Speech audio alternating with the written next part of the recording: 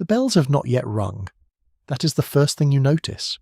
The street outside is quieter than any other morning of the week, a particular considered quiet, as if the cobblestones themselves have decided to rest.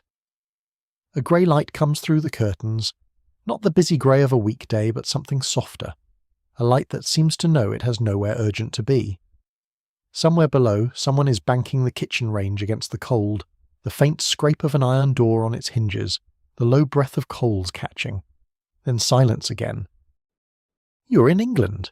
The year is somewhere in the middle of the long Victorian reign, 1860 perhaps, or 1872, or 1885. The Queen has been on the throne long enough that her face on the coins in your pocket feels permanent, like the shape of the country itself. The house around you smells of yesterday's dinner and good beeswax polish, and the faint mineral sharpness of coal smoke that has worked itself into the plaster over many winters. There is no electric light. There will not be, not here, not yet.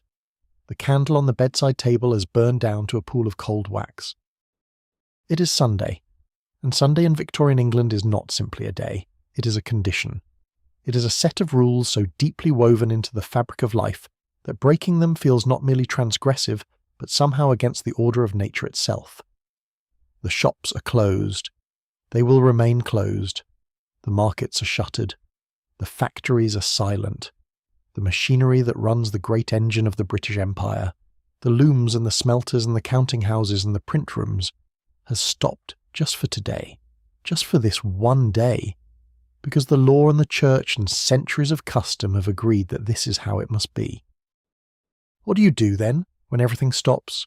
When the ordinary urgency of Monday through Saturday is lifted, and you are left with a day that belongs officially to God, but practically, quietly, personally, to something else entirely?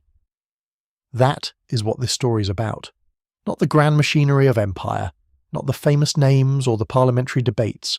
The ordinary Sunday, the one that belonged to ordinary people, going about their ordinary lives inside a framework of extraordinary restriction. The bells will ring soon. The day is already beginning. Come and see what happens next. Before we go further, before the bells ring and the day properly begins, it is worth settling into where we are. Not just England, but the particular England of the Victorian age, a country simultaneously ancient and new, deeply traditional and bewilderingly modern, a place where a horse-drawn cart might share a road with the shadow of a railway viaduct, where a labourer's grandmother could remember the fields that had since been buried under a mill town, where a single lifetime might span from tallow candles to gaslight to the first glimpse of something electric. You are somewhere in this England. You might be in a terraced house in Manchester, the walls close together, the street outside smelling of the tannery 2 roads over. You might be in a prosperous villa in a Surrey suburb, recently built, the garden still finding its feet, the parlour wallpapered in a William Morris pattern that was terribly fashionable last year. You might be in a London street, a dense one, the kind where families of 6 occupy 2 rooms, and the communal pump in the yard is the only running water. Or you might be in a village, a real one, the kind where the church has stood in the same spot since before anyone can remember, and the vicar knows every family by name. All of these people, the Manchester mill hand, the Surrey clerk, the London seamstress, the Lincolnshire farm labourer, share Sunday. It is perhaps the only thing they share across all their differences of class and circumstance and geography.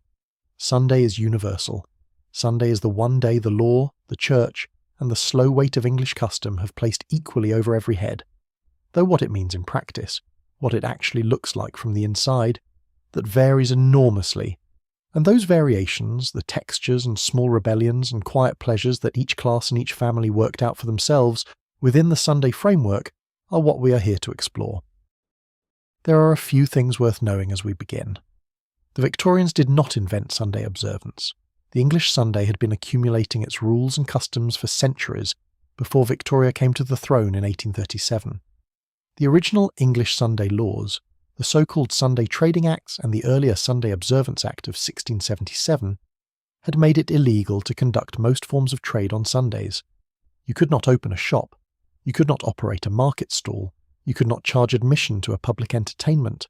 Certain kinds of labour were forbidden. The day was designated, in law as in religion, as a day of rest and worship. By the Victorian era, these laws had been supplemented by something almost more powerful than law, social expectation. In the middle and upper classes especially, Sunday observance had become not merely a legal requirement or a religious duty, but a marker of respectability itself. To keep Sunday properly meant you were the right sort of person. To violate it publicly, to be seen shopping or working or visibly enjoying yourself in the wrong ways, was to signal something troubling about your character. This weight of expectation sat heavier on some shoulders than others. It sat lightest of all, interestingly enough, on the very rich and the very poor, for reasons we will come to. The Victorian Sunday had enemies and defenders in equal measure. The defenders, the Lord's Day Observance Society, founded in 1831, was the most organised of them, believed that any relaxation of Sunday strictness was the first step toward moral catastrophe. The enemies, the National Sunday League, founded in 1855, argued that working people deserved access to museums and parks and improving entertainments on the one day they were free to enjoy them. Between these two positions, the ordinary Victorian Sunday played itself out, full of small compromises and quiet pleasures, and the particular texture of a world that had genuinely stopped, just for today, just until tomorrow morning. The bells are beginning now. You can hear them across the rooftops. Not just one church, but several, their rings overlapping and diverging in a sound that has been part of the English Sunday morning for so long that most people no longer consciously hear it. It is simply the sound of Sunday arriving. Something in your body responds to it without being asked. The week loosens its grip. Whatever was pressing, whatever was owed, whatever waited to be done, it can wait one more day. The law says so, the church says so, the bells ringing and ringing across the still morning air say so most clearly of all. Come in, settle down, the day is about to begin. The Victorian Sunday morning begins before you are properly awake. There is something in the quality of the early light, flatter than a weekday, less purposeful, not yet asking anything of you, that marks it as different before your eyes are fully open. The range downstairs has been drawing since 5, and by now the kitchen holds a warmth that has not yet reached the upper floors. If you are a servant, you have been up since that first cold, dark hour, moving quietly through a house that is still sleeping, coaxing fires back to life, setting the breakfast table, arranging the household machinery so that when the family comes down, everything will appear to have arranged itself. If you're not a servant, you lie a little longer. The Sunday morning lie-in is one of the genuine pleasures of Victorian domestic life across the classes, understood and protected. Even in the most strictly observant households, the day does not formally begin until a reasonable hour, and a reasonable hour on Sunday means something different than it does on Monday. The mill hand who rises at 5:30 on a weekday may not stir until 7 on Sunday. The merchant who is at his counting house by 8 may have breakfast at 9:30. This extra hour or two of horizontal warmth is not laziness, it is theology. Even God rested on the 7th day. But eventually you must dress, and dressing for Sunday is a different act from dressing for any other day of the week. The Victorians were deeply attentive to clothing as a language, a system of signals about who you were, what you believed, and what you thought of the occasion. Sunday dress was its own dialect within that language. It said, "Today is set apart. Today I present myself not to the world of work but to something higher. And also, more practically, today I will be seen by my neighbours at church, and what I wear reflects on my family and my standing." In a working-class household, Sunday clothes were the best clothes, often the only truly good clothes a family owned. They were kept carefully, sometimes wrapped in paper in a drawer, sometimes stored in the single wardrobe that held the family's combined aspirations. A working man's Sunday suit might be the same suit he wore to his wedding, brushed and pressed each week to maintain its dignity. A working woman's Sunday dress might be a dark wool, well made if not fashionable, always clean.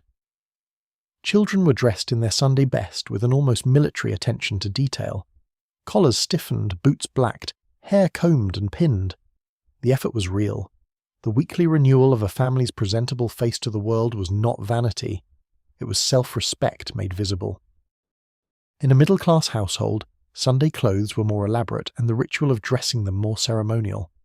The Victorian middle-class bedroom on a Sunday morning was a theatre of small rituals.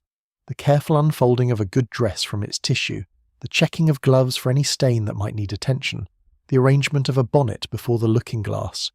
For women especially, the Sunday toilet could occupy a significant portion of the morning.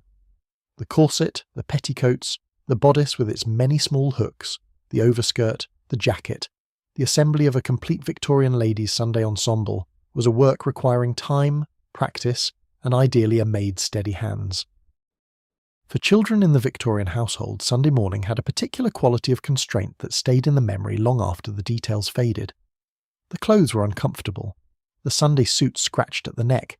The Sunday boots were too stiff, too tight, too new, purchased a half size too large to allow for growth and worn with the optimism of expected feet. You were told repeatedly not to dirty yourself. You were not to run, you were not to sit on the grass, you were not to eat anything before church that might leave a mark. The permission to simply exist in your body freely, the ordinary physical liberty of a Saturday, was withdrawn for the duration of Sunday dress, and children felt its absence acutely. While the family dressed, the kitchen continued its Sunday morning work, which was different from the weekday kitchen work in one crucial respect. Sunday dinner was the week's most important meal, and everything about the morning was organised around its demands. The Sunday joint, a piece of meat large enough to serve the whole household roasted in the oven, was the centre of Victorian working and middle-class domestic aspiration. Getting it into the oven before church was a matter of careful timing, and the woman of the house or her cook had made her calculations the evening before. What cut of meat? How large? How many people at table? What time do we return from church? How long does it need? These equations ran silently behind the morning's other activities. The smell of that joint beginning to roast was one of the defining smells of a Victorian Sunday. It was the smell of the week's best effort, of the careful management of household funds that had preserved a few extra pence for Sunday dinner. In a house where weekday meals were plain, bread and dripping, a thin soup, perhaps a small piece of bacon stretched through several dishes, the Sunday joint represented something close to celebration. Even in households where money was genuinely tight, Sunday dinner was protected. You cut back in other places first. Sunday dinner was not negotiable. In some neighbourhoods, families who lacked their own oven would carry their prepared joint to the local baker on Sunday morning, paying a small fee to have it roasted in the bread oven while the family attended church. The baker's oven, having finished its morning's bread by 8 or 9, sat usefully hot through the late morning, and a steady stream of neighbours would deliver their Sunday joints before the service and collect them after. This arrangement, the communal use of the baker's residual heat, was practically and socially elegant. The smell of roasting from the bakery on a Sunday morning was a neighbourhood smell, a collective one, the sum of a dozen families' ambitions for the afternoon table. There was something else that happened in the Victorian household on Sunday morning before church, something quieter and less visible than the dressing and the cooking. The family Bible came out, in households of every class that took religion seriously, and in Victorian England that was the majority, whatever their private reservations. Sunday morning included a period of family prayers, or at least a reading, a few minutes in which the household acknowledged the nature of the day before it went out into it. The head of the household would read aloud while the family sat in the parlour or the kitchen, the breakfast things cleared away, everyone briefly still. A psalm, perhaps, or a passage from one of the Gospels. The children shuffled and tried not to catch each other's eyes. The servants, if present, stood respectfully near the door, and then it was over, and the day could begin its public phase, and everyone could put on their hats. It is worth pausing here to notice something about this pre-church hour that does not always make it into the historical accounts. It was also, for many people, quietly pleasant. Not the discomfort of the clothes or the constraint of keeping still, those were real, but the particular quality of a morning in which you had nowhere to be yet, in which the week had genuinely stopped, and the next thing was simply the walk to church, in which the smell of the joint was beginning to rise from the kitchen, and the morning light was falling in clean rectangles across the parlour floor. There was something in that, a kind of gathering, a sense of the household assembled around itself, briefly unhurried, briefly whole. The walk to church would begin in 20 minutes.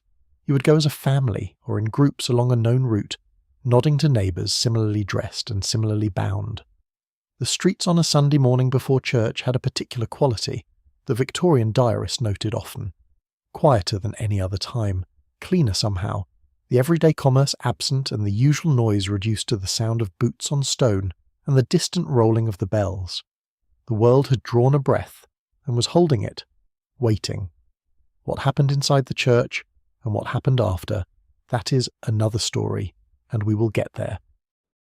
For now, the buttons are done up, the boots are on, the Bible sits on the hall table where it always sits on Sunday, the joint is in the oven, the kitchen fire banked to hold a steady heat, the potatoes ready to go in when you return, the hat goes on. The door opens onto a Sunday morning in Victorian England, grey and still and carrying faintly on its air the sound of bells from 3 different towers at once.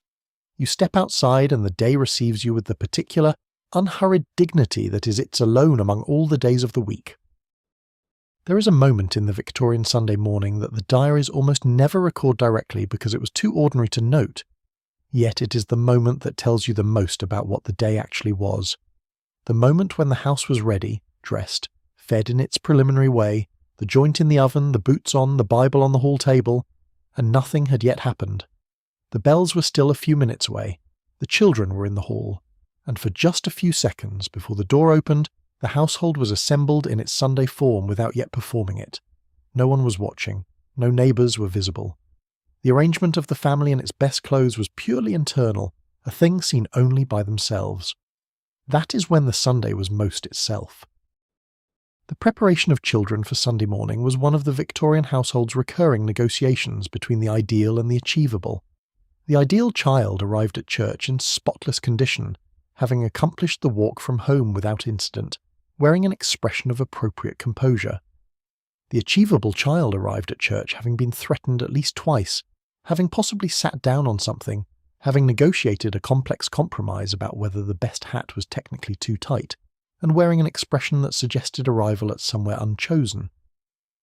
Both types were fully represented in every Victorian congregation, and the parents of the second type sat in their pews quietly practising the art of not seeing what was seated beside them. The Victorian Sunday morning light had its own quality that painters and diarists noted with a consistency suggesting it was real rather than imagined. It was flatter than a weekday morning light, less directional, as if the sun itself understood that today there was less urgency in arriving. The shadows in a Victorian street on a Sunday morning were less sharp than on a Monday. The smoke from the chimneys rose more slowly, or seemed to. Whether this was actually true or whether the quieter street noise removed a frame of reference for speed is impossible to know, but the perception was widespread and consistent.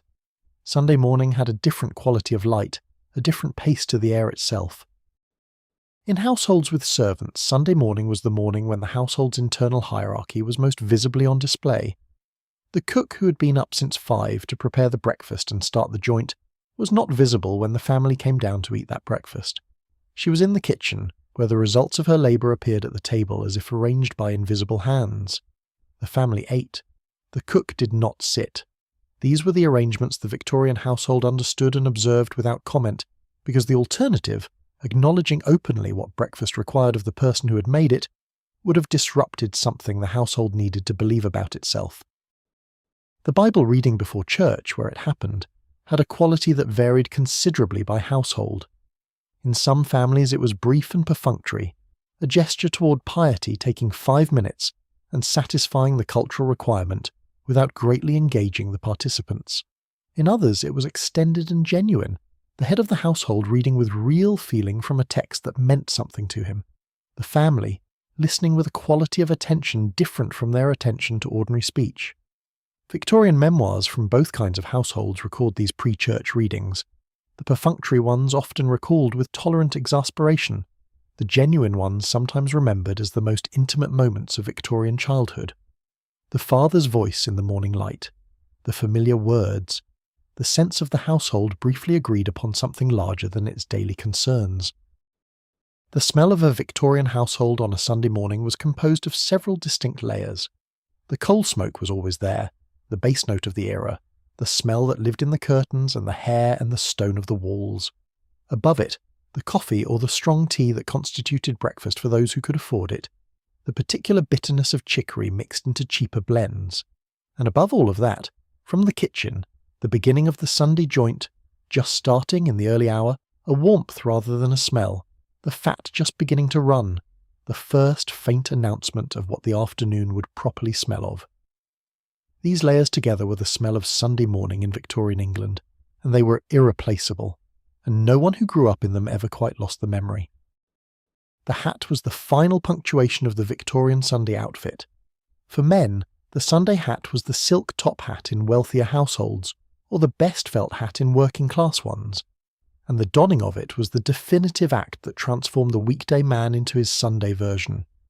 The top hat had a quality of moral seriousness that no other item of Victorian male dress quite matched.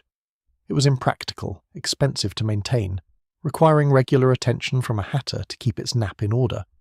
It was worn for the specific purpose of demonstrating that you had taken the occasion seriously, that you had considered your appearance in relation to the day's requirements, that you were the kind of person for whom the correct hat on Sunday morning was not a trivial matter. This is not a small thing. The willingness to be inconvenienced in service of an occasion's proper observance is one of the ways that cultures communicate what they consider important. For the domestic servant who was expected to be dressed and in her place before the family came down to Sunday breakfast, the morning had a different beginning from anyone else in the household. She had been awake since the first grey light, moving through rooms that were dark and cold, building fires that would be warm when others arrived, laying tables that would be used by others. The Sunday morning for a domestic servant began not with the family's bells, but with the bells of her own internal schedule, the private architecture of her working life that started before anyone else's Sunday did. By the time the family assembled for breakfast, their Sunday morning was beginning. Hers was already an hour and a half old. The Victorian Sunday's material culture, the specific objects that came out on Sunday and went back into storage on Monday, constituted a domestic language about the day's significance. The Sunday china, the Sunday tablecloth, the Bible opened on the hall table, the best candlesticks on the mantelpiece in the parlour. Each of these objects carried a Sunday meaning that was not merely conventional, but genuinely felt. They marked the day as different in the most literal sense, by making visible the material difference between Sunday and the rest of the week. This practice of marking time through objects is ancient, far older than Christianity, and present in every culture's calendar. The Victorians inherited it and maintained it in their particular form, the form of a prosperous domestic culture that had the means to have Sunday things, and the social motivation to deploy them. The Church of England owned the Victorian Sunday in a way that was simultaneously absolute and completely undermined. In theory, Sunday was the Lord's Day, and the Lord's Day meant attending church. The law supported this, the culture reinforced it, and the social machinery of respectability demanded it. In practice, church attendance in Victorian England was a more complicated and contested business than any of these official positions suggested. But the church was where the Sunday morning pointed, and so we begin there. The walk to church was, in itself, a social performance. People left their houses timed to arrive with some precision, not too early, which suggested either excessive piety or no other demands on one's morning, not too late, which suggested disorder or indifference.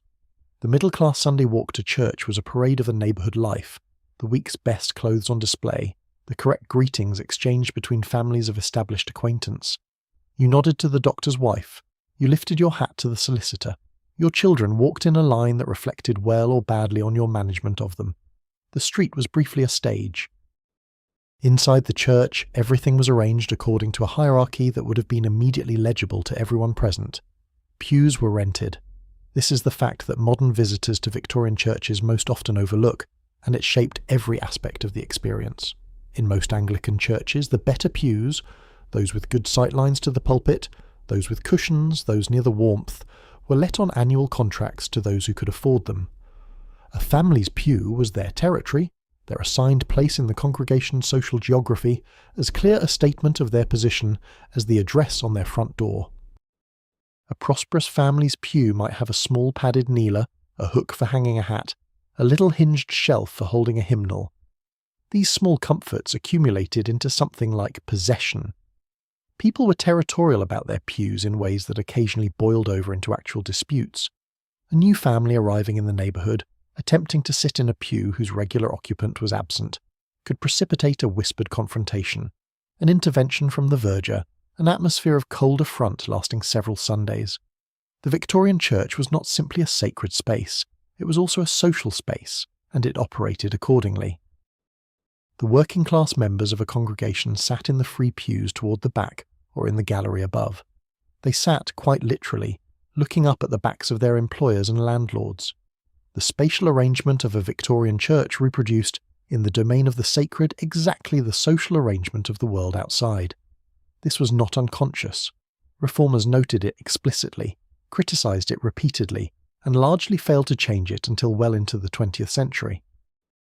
What happened during the service itself varied considerably depending on where you worshipped and what tradition you observed. The Victorian religious landscape was not monolithic. The Church of England was the established church, the largest, the one most tangled with social respectability. But nonconformist congregations, Methodist, Baptist, Congregationalist, Quaker, and several dozen smaller varieties, were significant presences, particularly in industrial towns and in Wales. The Catholic population, especially in cities with large Irish immigrant communities, added another layer. And then there were the simply absent, the large portion of the Victorian working class who did not attend church at all, a fact that alarmed the religious establishment deeply when official surveys confirmed it in the 1851 religious census. The religious census of 1851 was one of the great shocks of Victorian public life. It attempted to count on a single Sunday everyone who attended a religious service in England and Wales. The result, roughly half the population did not go to church on that day. Half. The nation officially committed to Christian observance, the nation whose law mandated Sunday as the Lord's Day, a nation in which church attendance was supposedly universal. Half of it, on any given Sunday, simply was not there. The reformers, the social investigators, the worried evangelicals who spent the next several decades trying to understand why the working class had drifted from religion, found many causes. The cost of Sunday clothes, the fatigue after a 6-day working week, the physical distance between crowded working-class neighbourhoods and existing churches, the social alienation of a system that placed the poor literally at the back. They were not wrong about any of these, but they also missed something simpler. For many working people, Sunday had a better use than church. But let us stay with those who did go, because the experience of the Victorian church service was distinctive enough to deserve attention. The morning service typically lasted between an hour and a half and 2 hours. This was not unusual. The Victorians had a higher tolerance for sustained sitting than the modern world generally manages, in part because they had more practice, and in part because the architecture and the ritual of the church made time pass differently.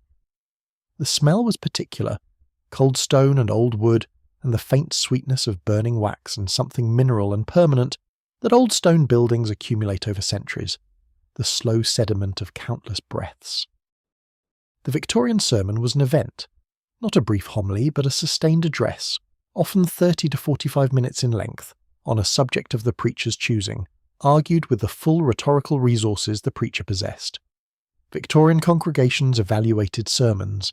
They discussed them afterward, compared the preacher favourably or unfavourably to his predecessor, noted when the argument was well constructed or when the delivery had been flat. A good Victorian sermon was a piece of public oratory, and the best Victorian preachers drew crowds that suggest their contemporary equivalents are not ministers at all, but performers of other kinds.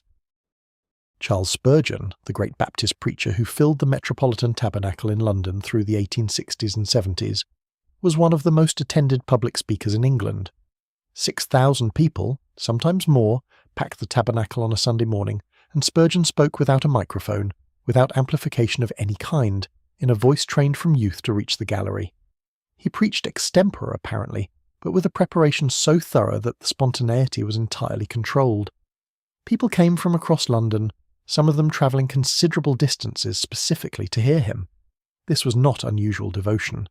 This was the Victorian sermon audience doing what Victorian sermon audiences did, attending to a public performance of ideas delivered live, in the building where the speaker actually breathed. The hymn singing was another matter entirely. Victorian congregations sang, not the polite, uncertain murmur that modern churches sometimes produce, but full-throated communal singing, the kind that fills a stone building until the sound is everywhere at once surrounding you, reverberating from the vaulted ceiling and the cold walls, turning the voices of 100 people into a single thing larger than any of them. Hymns like those of Charles Wesley. The Methodists had always been great hymn singers. or the newer Victorian compositions, Abide with me and Onward Christian Soldiers, and The Day Thou Gavest, Lord, is ended were known by heart by the people who sang them, rehearsed across a lifetime of Sunday mornings until the words came without thought. This was music as community practice, as shared memory, as the sound of a neighbourhood agreeing, for a few minutes, on what it believed. There was a particular hymn that belonged distinctively to Sunday evening. The Day Thou Gavest, Lord, is ended was written in 1870 by John Ellerton and set to a melody that suited the waning light of a Sunday evening, the slower tempo of a day running down. Generations of Victorian children went to sleep with that tune in their heads, carried home from evensong, fading through the memory of the walk back, the cold of the night air, the warmth of the house received. That hymn and the sound of it in a stone church at dusk is one of the genuinely specific sounds of the Victorian Sunday, particular to its time and its people, irreplaceable. After the morning service came the dispersal, and this too had its social choreography. People did not simply leave. They gathered briefly on the church path in loose groups of established connection, exchanging the information and commentary that constituted the week's first social news. The vicar stood at the door and shook hands, noting faces, registering absences, cataloguing the small changes, a new bonnet, a pregnancy not yet announced, a son returned from somewhere unexplained. The church path after a Sunday service was the place where the social fabric of a neighbourhood was checked and tended and lightly mended. Then the groups fell apart and people turned toward home. They walked back through the same streets they had walked an hour and a half before, but something had shifted. The joint was now deep in its roasting. The morning had completed its official portion. The long middle of Sunday was about to begin, the hours between the end of the morning service and the beginning, in stricter households, of the evening service. These hours, more than any others, were where the real character of the Victorian Sunday showed itself, where the official and the actual parted ways, where people found their pleasures, their rest, their quiet resistances, and their particular means of getting through the day. The story of what happened next is more interesting than anything the Lord's Day Observance Society wanted to admit. But first, dinner, always in the Victorian Sunday dinner. The church path after a Sunday service had a social function that the service itself sometimes lacked. Inside the church, the Victorian congregation was organised by the spatial logic of the rented pew. You sat where your money had placed you, and you remained there, largely immobile for the duration of the service.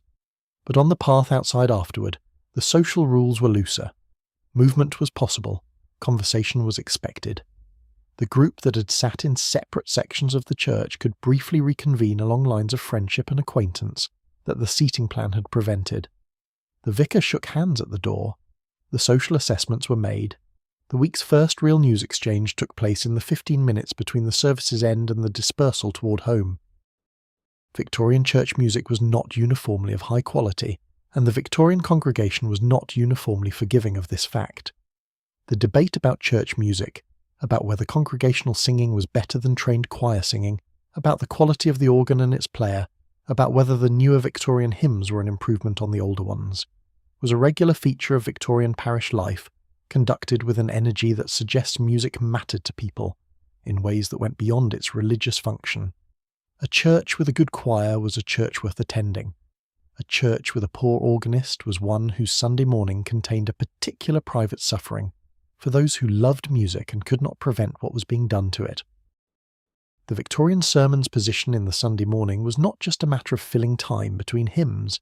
It was the primary intellectual event of many people's week, the one occasion on which a sustained argument about important matters was delivered to them in person, by someone they knew, in a building they shared with their community. Before radio, before the cinema, before any form of recorded or broadcast performance, the church was one of the very few places where a large group of people gathered to hear a single voice address them on a subject of consequence. The good Victorian sermon delivered something that the modern world has distributed across 1,000 different media. The experience of being part of an audience receiving a considered articulation of ideas.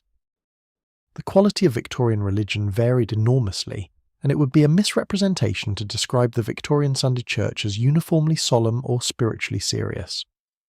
Many Sunday services were perfunctory in their religious content and primarily social in their actual function. The congregation came because not coming was remarked upon, because the church path was the week's primary social exchange, because the children needed to be seen in Sunday school, and the family needed to be observed in its correct pew.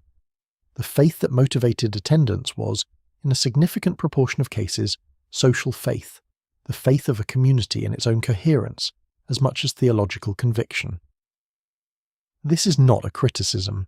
It is simply an accurate description of what most religious communities, in most eras, actually are.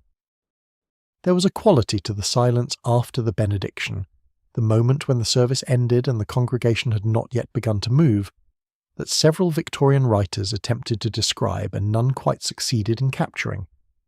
It was a silence between the formal and the informal, between the sacred and the ordinary, between the person you had been for the last 90 minutes and the person you became when you stood up and reached for your hat. The bells might be ringing outside. The traffic of the street, subdued as it was on a Sunday, might be audible through the thick walls, and for just that moment the congregation was suspended between the world of the service and the world of the Sunday afternoon, neither fully in one nor yet in the other. Then someone coughed, and the spell was broken, and the day continued. Victorian children's experiences of church were shaped significantly by their physical experience of the service, which was one of sustained sitting in conditions not designed for the small body.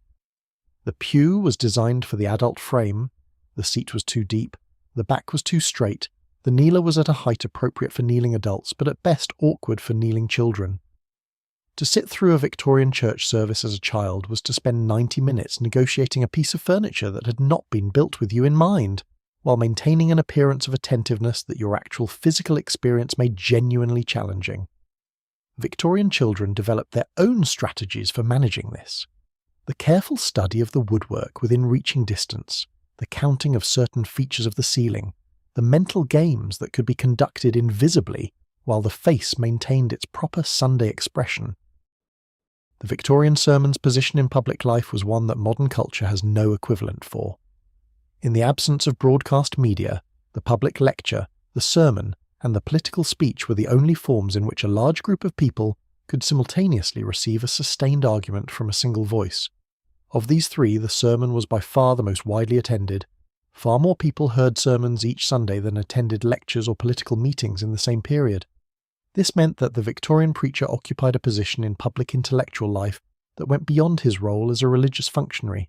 He was also, whether he chose to engage with it or not, a shaper of public opinion, a communicator of ideas to people who had no other regular access to sustained public discourse. The best Victorian preachers understood this and used it. The worst did not understand it, and the congregation noticed.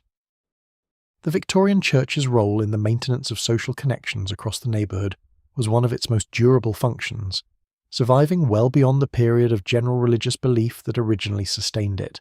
Families who had stopped believing in any theologically precise sense continued attending their parish church, because the church was where they maintained the social relationships that had grown up around it, where they had been married, and where their children were baptized, and where their dead were buried, and where on Sunday morning the people who had been part of their community for decades continued to gather. The social church outlasted the theological church in many Victorian parishes, and this was not simply hypocrisy.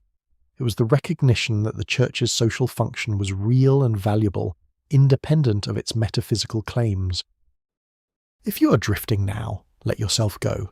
Subscribe so the next story is waiting when you return. Sleep well. The Victorian Sunday dinner was not simply a meal.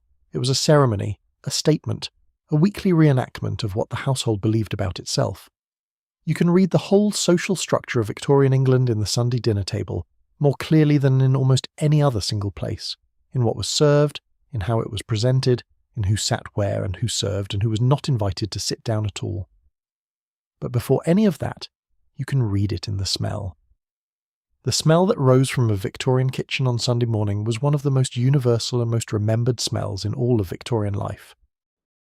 The Sunday joint, roasted beef, or mutton, or pork, or in better households sometimes a whole bird, was the axis around which Sunday domestic life turned. It had been planned, it had been budgeted. The housewife or her cook had made her selection on Saturday at the butcher's, choosing her cut with the knowledge that this piece of meat would be the week's centrepiece, that it would feed the household at Sunday dinner, provide cold slices for Monday, perhaps appear in a hash or a pie by Wednesday, and contribute its bones to a stock that might last until the weekend. The Victorian middle-class housewife's management of a Sunday joint across a week was a feat of domestic economy that had been refined over generations and passed down in the household management manuals that filled Victorian parlour bookshelves. Mrs. Beeton's Book of Household Management, first published in 1861, devoted considerable attention to the Sunday joint and its afterlife. Isabella Beeton's instructions were specific and practical: how to calculate the roasting time per pound, how to make a good gravy from the drippings, how to carve correctly, how to present the finished joint on its platter. But behind the practicalities was something larger: the assumption that the Sunday dinner table was one of the primary sites of Victorian domestic performance, and that performing it correctly was a moral as much as a culinary achievement. A well-managed Sunday dinner table demonstrated competence, economy, care, and propriety all at once. In a working-class household, the Sunday joint was more than aspiration. It was sometimes the only meat the family ate all week. The rest of the week might bring bread and potatoes and a scrap of bacon used mainly for flavouring. Sunday was when meat appeared, real meat, enough to go round, prepared with care and served at the table that was usually covered not with a cloth but with cleared space. The children sat down first in some households, or the father was served first, or the whole family sat together, custom varied by region and by family. But the joint came in, and everyone received their portion, and for that hour the household was fed in a way that the rest of the week did not quite manage. There was a dignity to this that went beyond nutrition.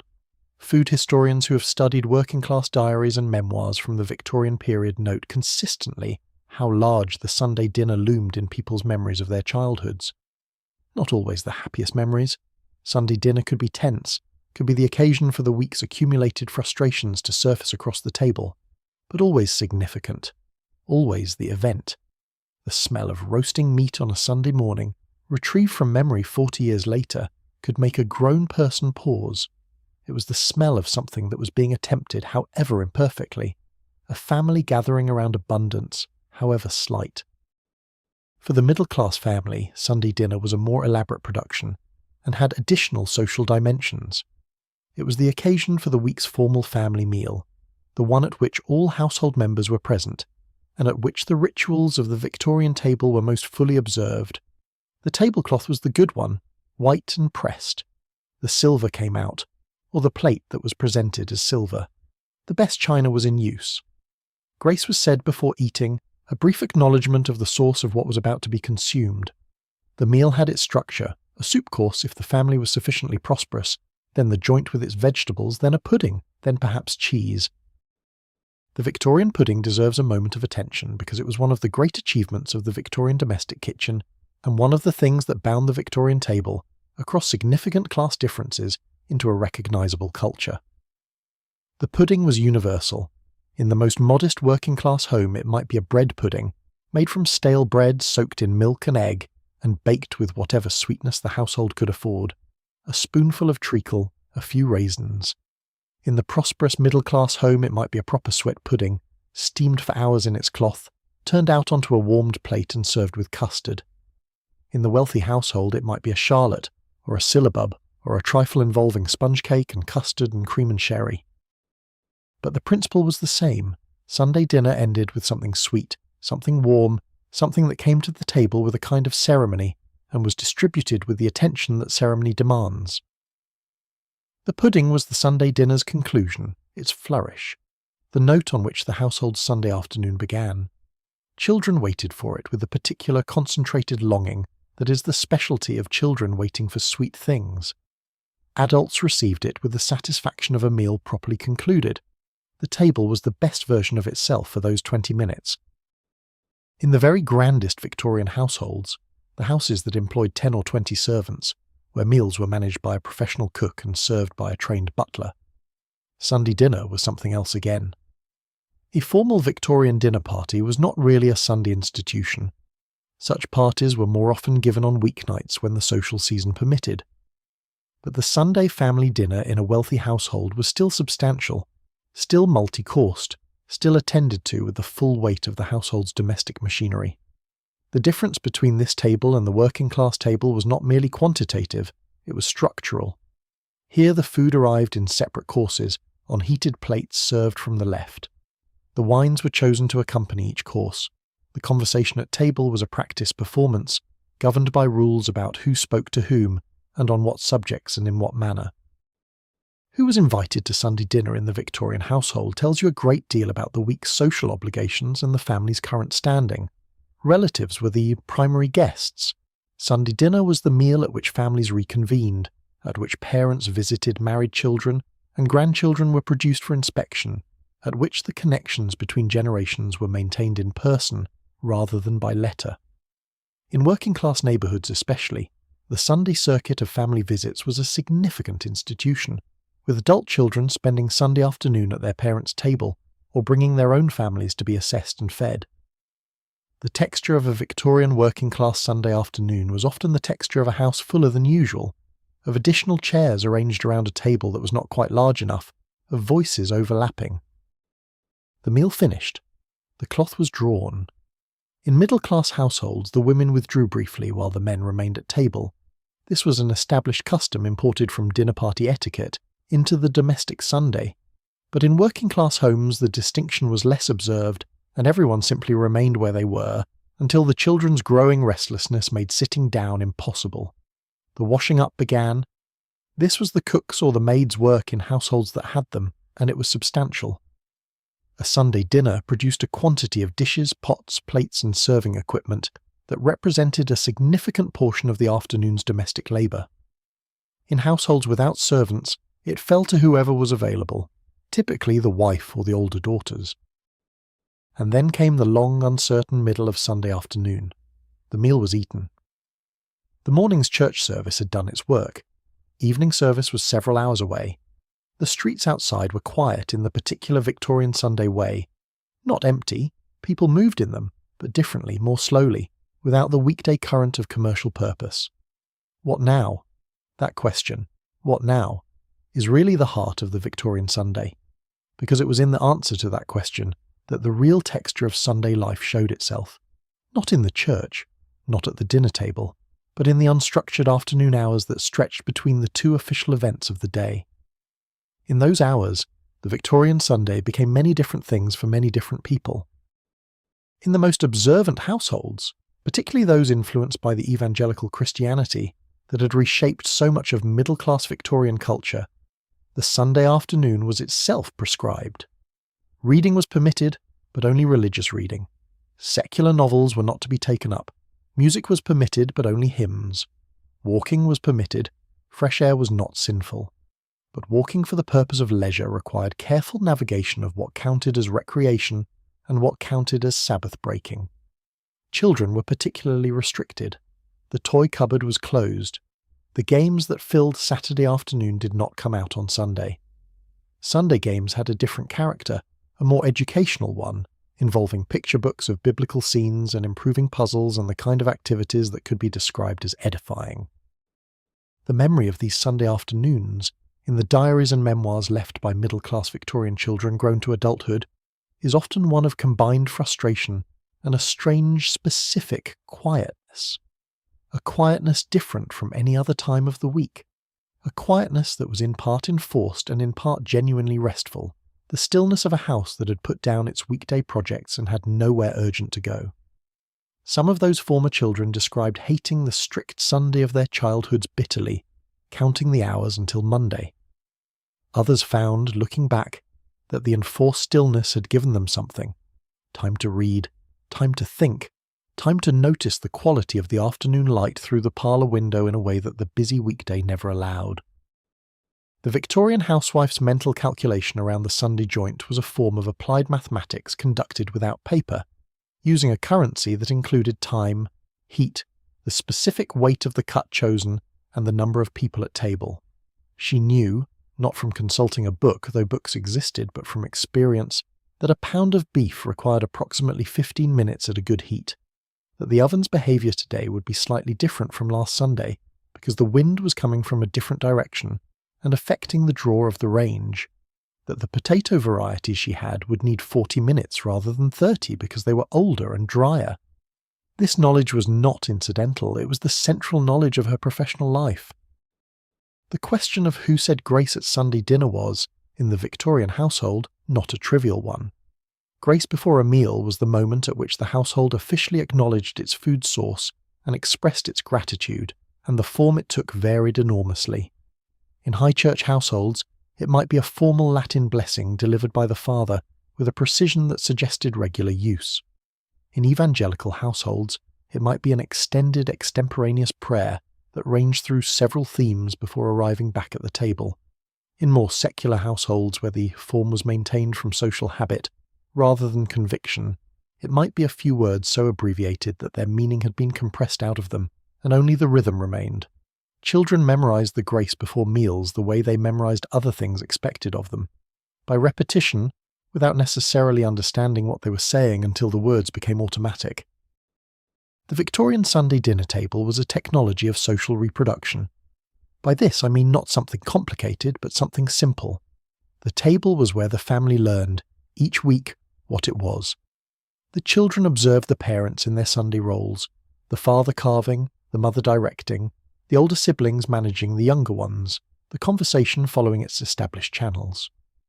These observations accumulated across years into the knowledge of how a household functioned, what it valued, what it expected. A child who'd sat at a Victorian Sunday dinner table for 10 years had received, without anyone articulating it, an extremely thorough education in the specific domestic culture of their family. They knew who spoke first, who was served first, what subjects were raised and what subjects were avoided, how disputes were managed, how warmth was expressed. The Victorian pudding's appearance at the Sunday dinner table was often the day's most anticipated domestic event. Children who had been patient through church and through the main course of dinner were rewarded by the arrival of the pudding dish, carried from the kitchen by the cook or the maid, turned out onto its plate with a theatrical inversion, if it was the right kind of pudding, or presented in its dish with the custard poured separately. The ceremony of the pudding was brief but real. The mother served it. Each child received their portion. The table was briefly united in the pleasure of something sweet, something that had required effort and had rewarded that effort in exactly the way the effort was supposed to be rewarded. Pudding was the Sunday dinner's conclusion and its vindication at once. The tradition of Sunday dinner visiting had its own social mathematics. A family with 4 adult children, all married and living within reasonable distance, faced a Sunday dinner calendar of considerable complexity. Who was visited and when? Who hosted and who came? Who was owed a Sunday visit and who had recently discharged their obligation? These calculations occupied a significant portion of the Victorian household management and were conducted largely by the women of those households, who maintained the social accounts with a precision that the men who benefited from them did not always fully appreciate. The Victorian Sunday dinner visit was a form of family bond maintenance so regular and so practiced that its absence, when it occurred, was immediately remarked, and its reasons interrogated. The Victorian household's relationship to Sunday cooking equipment was slightly different from its relationship to the rest of the week's kitchen implements.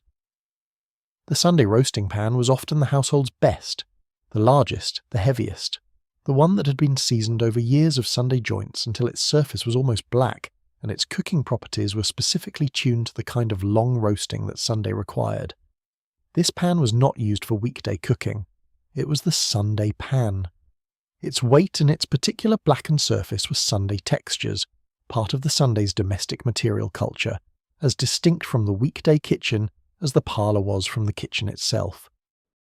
The question of what the Victorian household ate when the Sunday joint ran out, when the family was larger than expected, or when the joint had been over-optimistically small, or when someone had eaten more than their share, and the plate was not quite full for the last person served, was handled with the particular discretion that domestic economics required. A piece of bread added to the plate without comment, a larger portion of vegetables to make up the shortfall. The cook's quiet management of this potential embarrassment was part of her professional competence, and the household that never visibly ran short of the Sunday joint was the household that had a cook who understood not just how to roast, but how to anticipate. At some point in the Sunday afternoon, the house needed to be escaped. This was not a statement of principle, but of physical necessity. Children who had been required to sit quietly since morning service were reaching the outer boundary of what sitting quietly could ask of a human body under the age of 12. Adults who had eaten their Sunday dinner felt the particular heaviness of a large midday meal that required resolution in motion. The day pressed outward. And so, across Victorian England, on every Sunday afternoon of every week, families went walking. The Sunday walk was not a Victorian invention, but it was a Victorian institution. It had its established roots, its known duration, its social protocols, its implicit understanding of what kind of walking was appropriate for the Sabbath and what kind was not. A brisk walk undertaken in a spirit of energetic exercise was closer to the suspicious side of Sunday recreation. A walk undertaken gently, in good clothes, with the household assembled and moving at a dignified pace, this was something else, something sanctioned by culture and tradition. You were taking the air. You were constituting your family in public. You were being seen to be the kind of family that walked together on Sunday afternoons. The routes of Victorian Sunday walking were as well worn as any public path. In cities, certain streets and promenades became understood as Sunday afternoon venues. The park, where one existed, was the primary destination. In London, Hyde Park and Regent's Park drew mixed crowds on Sunday afternoons. The quality in their carriages and on horseback, the middle classes on foot along the broad walk, the working-class families sitting on the grass in a way that might technically have been frowned upon, but was too universal to effectively prohibit. In Manchester, Peel Park was established specifically as a public park for working-class recreation, opened on Sundays partly in response to the argument of reformers that the working poor needed somewhere to go besides the public house. The public park was a Victorian creation, and its relationship to Sunday was intimate from the beginning. The great urban parks, laid out in the 1840s, 50s and 60s in cities across Britain, were conceived in part as a Sunday provision. The argument was straightforward. If working people were to be kept from the public house, from disreputable entertainments, from idleness of the wrong kind, they needed somewhere respectable to go. A park was respectable. A park was also, in its Victorian form, carefully managed, designed with paths and bandstands and decorative plantings that imposed a certain order on those who used it, that suggested by their very arrangement the correct way to be at leisure. The Victorian Park bandstand was one of the great democratic institutions of the era, and it was particularly a Sunday institution. Band concerts in public parks were among the entertainments that the Sunday observance debate focused on most sharply. The Lord's Day Observance Society objected to them. The National Sunday League celebrated them. The working population mostly just went. A band playing in a park on a Sunday afternoon drew large, peaceful, thoroughly mixed crowds, families with perambulators, young men and women at the loosely supervised edge of courtship, elderly couples on benches, children running circuits in complete defiance of their Sunday best. The music was not sacred music. It was military music, often, marches and polkas and the popular songs of the day arranged for brass instruments. It was, in the language of strict observers, secular entertainment on the Sabbath. But the people who sat in the park on Sunday afternoon listening to a brass band were not, in the main, choosing entertainment over piety. They were choosing fresh air over a small house, choosing the company of their community over the isolation of their room, choosing the particular pleasure of being outside in whatever sun England could manage to provide, over the enclosed stillness of the prescribed Sunday interior. The brass band was almost incidental. The real thing being sought was what the park offered that the tenement or the terraced house could not: space, air, the feeling of being out in the world without being required to do anything in it. In working-class neighbourhoods without access to a proper park, the Sunday walk took different forms. The streets themselves served. A particular circuit of familiar streets, walked slowly in Sunday clothes, became a recognised institution in many communities. The walk to a cemetery was another option. Victorian cemeteries were often landscaped and considerable, designed as much for the Sunday promenades of the living as for the accommodation of the dead.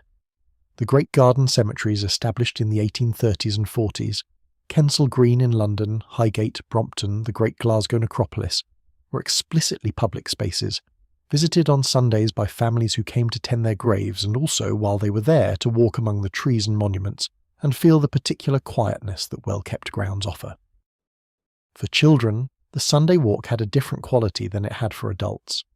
It was simultaneously more exciting and more restricted. More exciting because the outdoors, after the confined indoor morning, felt like liberation.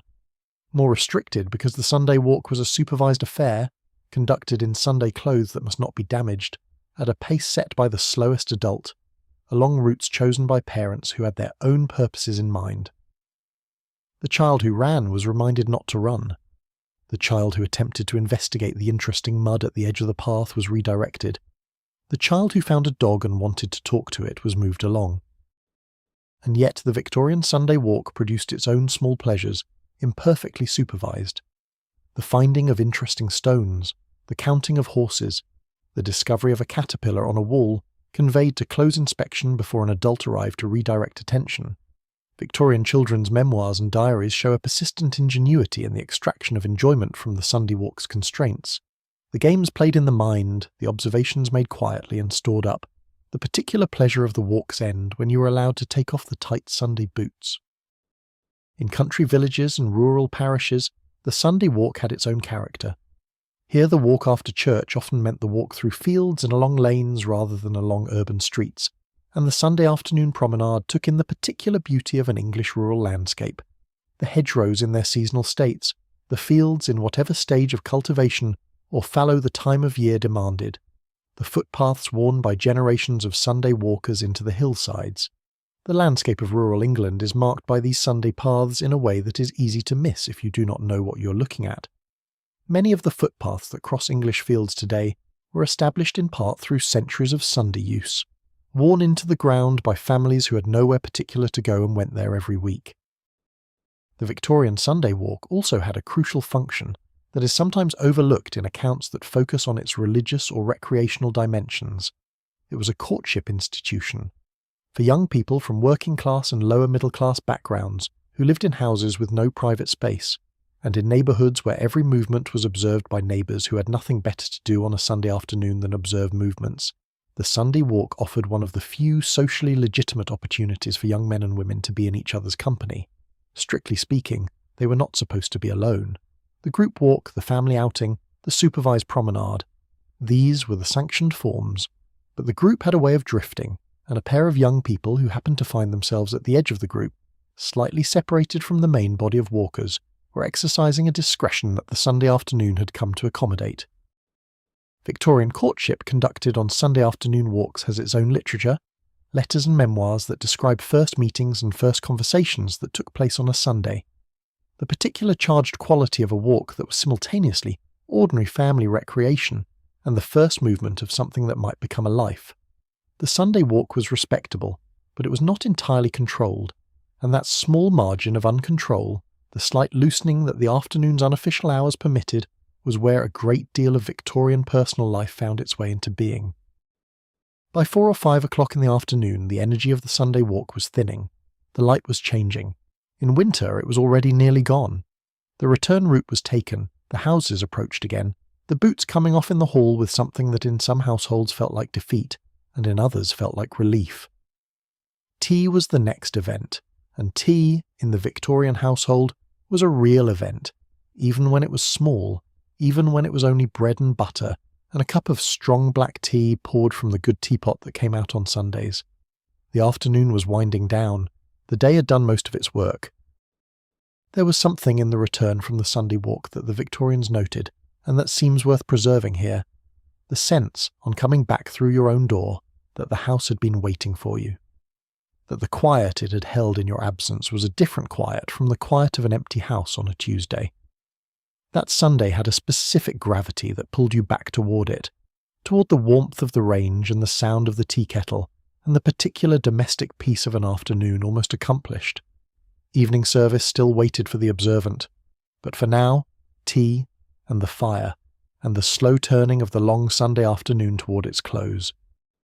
The Victorian Park was designed to teach as well as to refresh. This was explicit in the minds of its designers. Olmsted and Paxton and the great Victorian landscape architects who created the public parks understood that a park was not simply a piece of land left alone. It was a carefully constructed environment that communicated ideas about nature, order, propriety, and the correct relationship between the human and the natural.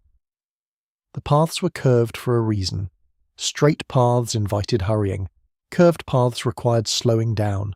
The plantings were arranged to reveal and conceal, to create a sequence of views that kept the eye moving, the attention engaged, the walker continuously discovering rather than arriving at a predetermined destination. The Sunday crowd in Victoria Park or Battersea Park or any of the great Victorian public parks had a demographic range that it is easy to sentimentalise and important to describe accurately. It was mixed, genuinely mixed. This much is true. The Sunday Park crowd in East London would have included factory hands and clerks and small shopkeepers and their families, all using the same paths and listening to the same band. But it was not without social divisions. The better dressed occupied the seats near the bandstand, the more modestly dressed sat or stood at the edges. Families with perambulators claimed the central paths, those without moved around them. The park reproduced the city's social geography in a softer form. The distances reduced, the proximity increased, but the awareness of difference maintained.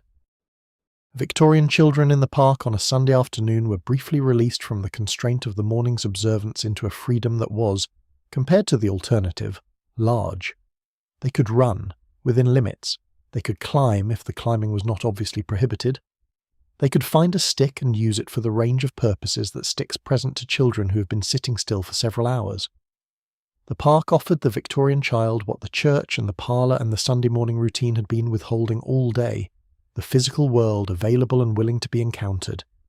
The sheer physical pleasure of an outdoor Sunday afternoon, the air, the space, the permission to move, was something that Victorian children who had experienced it described with a warmth that suggests it was real and significant.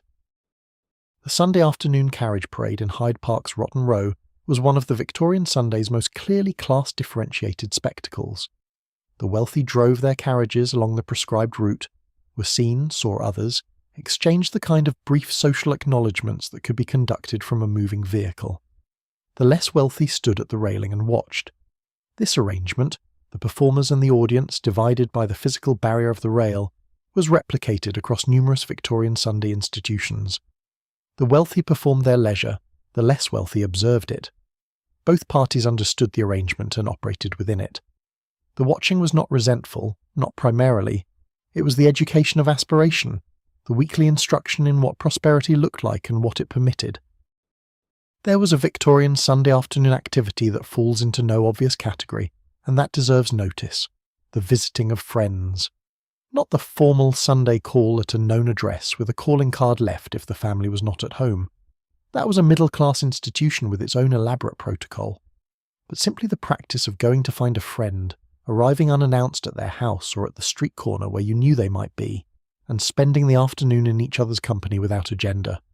This informal visiting was the social texture of the Victorian working-class Sunday, the way that the neighbourhood reconstituted itself after the week's dispersal into separate workplaces and separate working hours. The Sunday afternoon visit was the community checking in with itself. The quality of the light on a Sunday afternoon walk in the Victorian city had something melancholy about it, and this quality was noted often enough in Victorian writing that it seems worth attending to. The combination of the low winter sun and the coal smoke and the particular emptiness of commercial streets on a day when they were not being used for their designated purpose, this produced a visual atmosphere that several Victorian novelists and diarists found striking. Sunday afternoon light in a Victorian city was light without its usual purpose. It fell on closed shutters and empty pavements, and the wrong kind of quiet. It was the light of interruption, of a world paused mid-breath, waiting for Monday to give it back its direction. The Victorian Sunday afternoon walk's relationship to the English landscape is one of the most interesting and least examined aspects of Victorian environmental history. The paths that Victorian Sunday walkers used were, in most cases, paths that had been used on Sundays for centuries before. Paths worn into the landscape by generations of Sunday promenaders who had no name for what they were doing and no reason to explain it. The Victorian walker, who set out on a Sunday afternoon on a known route, was participating in an unbroken chain of Sunday movement that connected him to every person who had walked that path before him. This continuity was usually invisible, unthought, simply the way things were done. But the landscape held it, in the worn stone of the stile, in the smooth hollows where feet had found purchase on the hillside, in the path itself, persistent and purposeful in the earth. The Victorian Sunday afternoon in a northern industrial town had a particular quality that the pastoral accounts of Sunday life tend to underreport. The mills and the factories that dominated the visual landscape of industrial England stood silent on Sundays, but their presence was not diminished. The smoke had temporarily stopped, the noise had stopped, but the buildings were still there, still the most prominent structures on the skyline, still the frames around which the town's life was organised. The Sunday in an industrial town was a pause inside an industrial space, and the pause had a slightly different quality from the Sunday in a country village precisely because the industry was so visibly present in its silence. The still chimney was its own kind of Sunday statement. Here is something that the Lord's Day Observance Society spent a great deal of energy trying not to know. The Victorian working class had its own Sunday, and it looked considerably different from the Sunday prescribed by the evangelical middle classes who worried about it. This was not a secret. The gap between official Sunday observance and working class Sunday reality was reported on, investigated, debated, and lamented from the 1830s onward. But acknowledging it completely meant acknowledging something uncomfortable about the relationship between the culture of respectability and the lives of those at whose direction respectable culture was largely aimed. Begin with the simple fact of Sunday morning.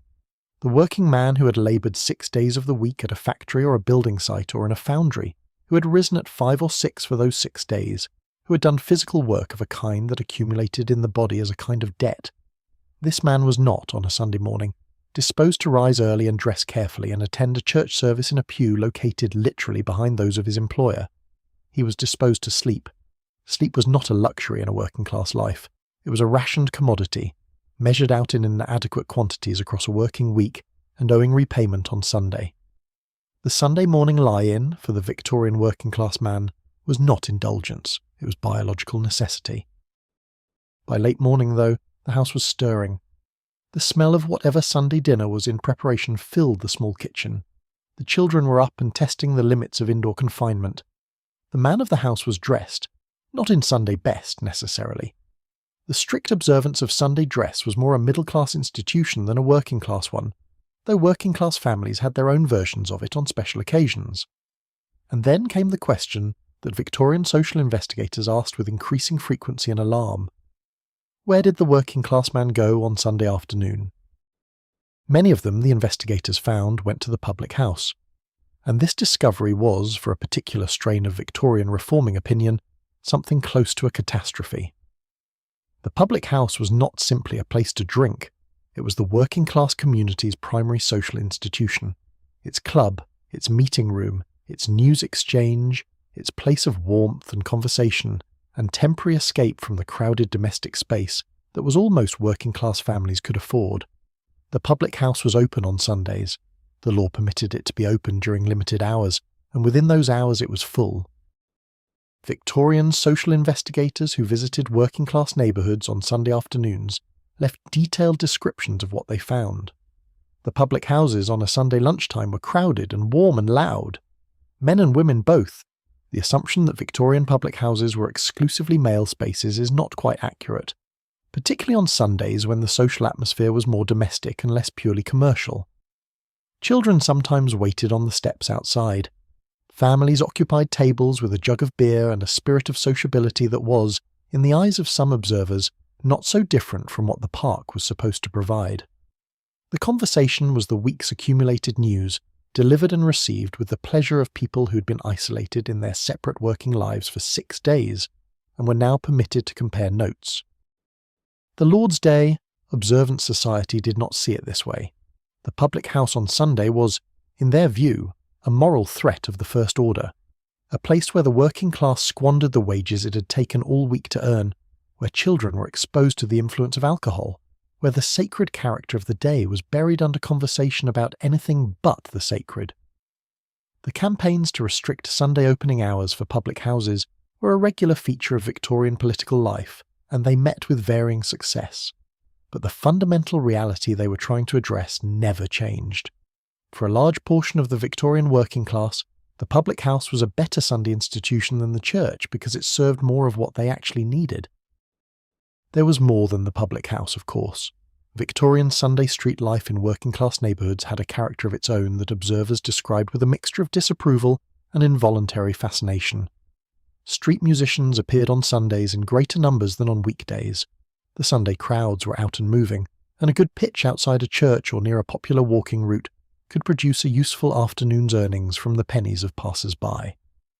The Italian organ grinder was a particularly noted figure of the Victorian Sunday street. The barrel organ that he cranked produced music, popular tunes, simplified and mechanised, in a world that had no recorded sound and no electric amplification. The barrel organ on a Sunday afternoon street corner was a genuine event for the people who passed it, particularly for children who could stop and listen for nothing. Victorian newspapers and social commentators periodically noted, with a mixture of amusement and concern, the persistent creativity of the working class in finding ways to conduct activities on Sunday that were nominally forbidden without quite breaking the letter of the law. The Sunday trading laws forbade the selling of goods on Sunday, but they were sufficiently vague and inconsistently enforced to permit all manner of informal transactions. Street vendors who could argue that they were not selling but distributing continued to operate. Markets that technically closed moved their activity to unofficial locations a street or two away. The letter of the Sunday law and the practice of Sunday commerce coexisted in a productive tension that neither side was quite willing to resolve. The fried fish shops and the pie sellers occupied a particular position in this Sunday economy. Hot food was available on Sundays in a way that the strict observance laws attempted to prevent but could not effectively enforce. A working-class family that came home from their Sunday walk hungry, whose joint was already eaten, whose kitchen fire was banked, who needed something hot and quick, a plate of fried fish from the shop on the corner served a real need.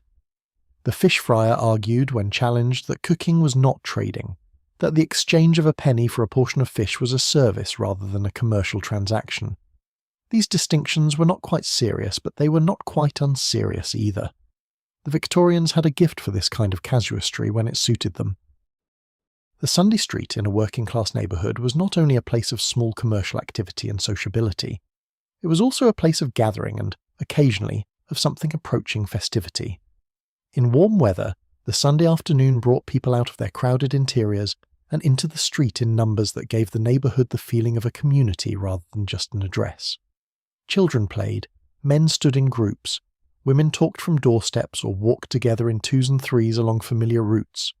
This social life was not organised by any institution or prescribed by any custom. It simply happened, the way that people in proximity have always found ways to find each other when the day allows. For the young and unmarried in working-class communities, Sunday afternoon offered something the rest of the week did not. Time. Time that was not accounted for, not claimed by an employer, not organised around the requirements of the household. It was in this time that the particular Sunday social life of Victorian youth operated. The walk that happened to follow the same route as the walk of certain other young people. The gathering on a particular corner that had developed its own gravitational field. The understanding that on Sunday afternoons a particular stretch of road or park would become, for an hour or two, the place where the neighbourhood's young people accumulated and assessed and occasionally spoke to one another. Victorian conduct books and advice literature addressed this phenomenon with nervous energy. The Sunday afternoon represented, for young working-class women especially, a degree of social freedom that the rest of their week did not permit.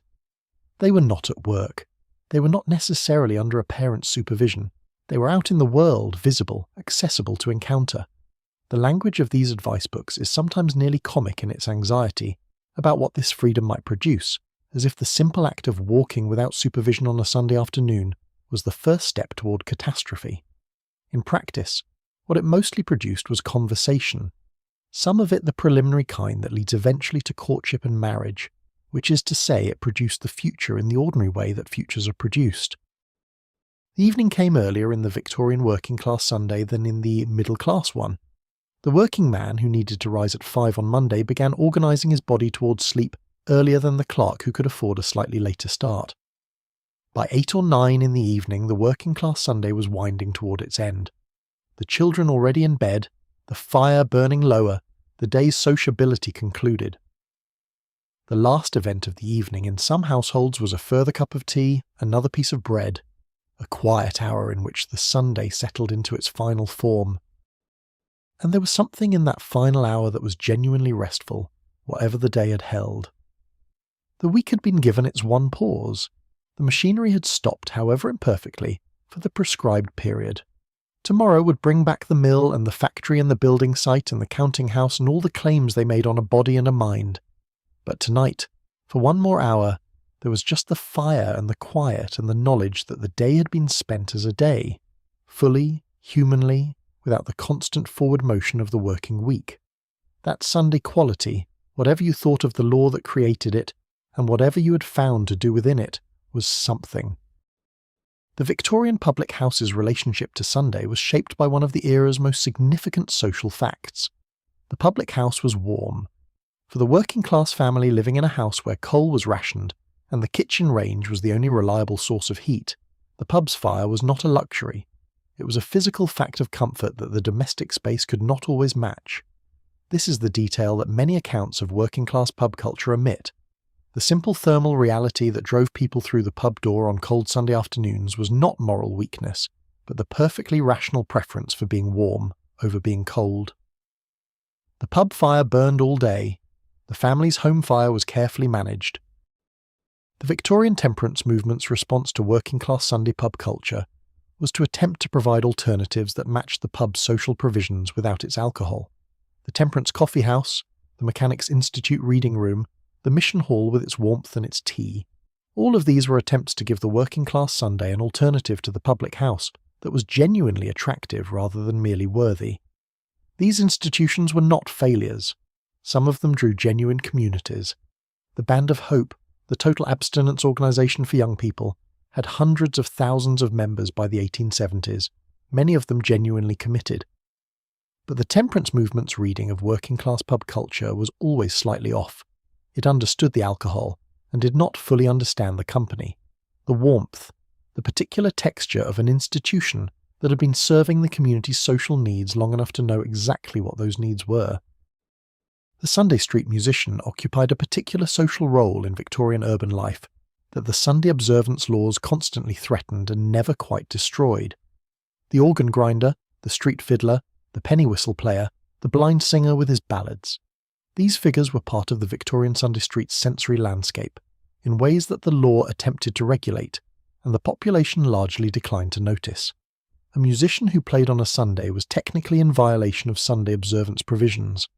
A musician who played on a Sunday and collected coins from passers-by was adding Sunday trading to the offence. These theoretical violations were rarely enforced, because enforcement would have required the police to take an antagonistic position toward working people on their day off, which was both politically uncomfortable and practically difficult.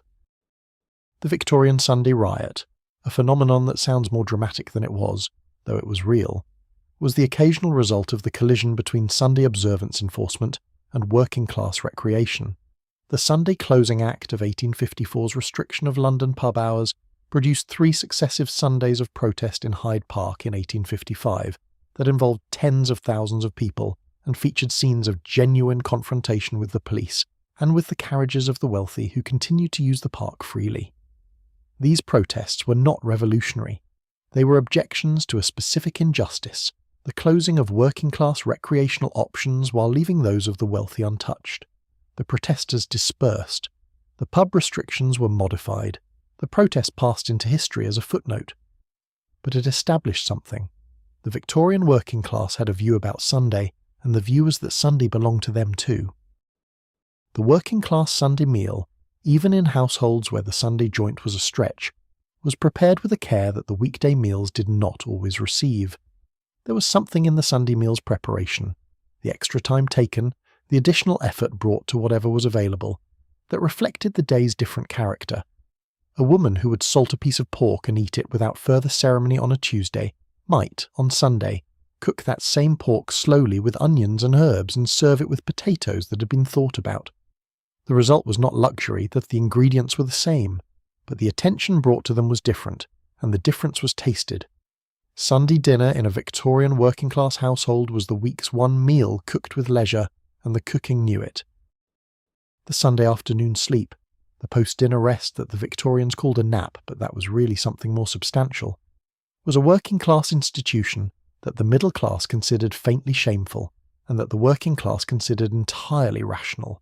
A man who had worked 60 hours across 6 days deserved to sleep on Sunday afternoon, and many of them did, sitting in the chair nearest the fire or lying on the kitchen settle.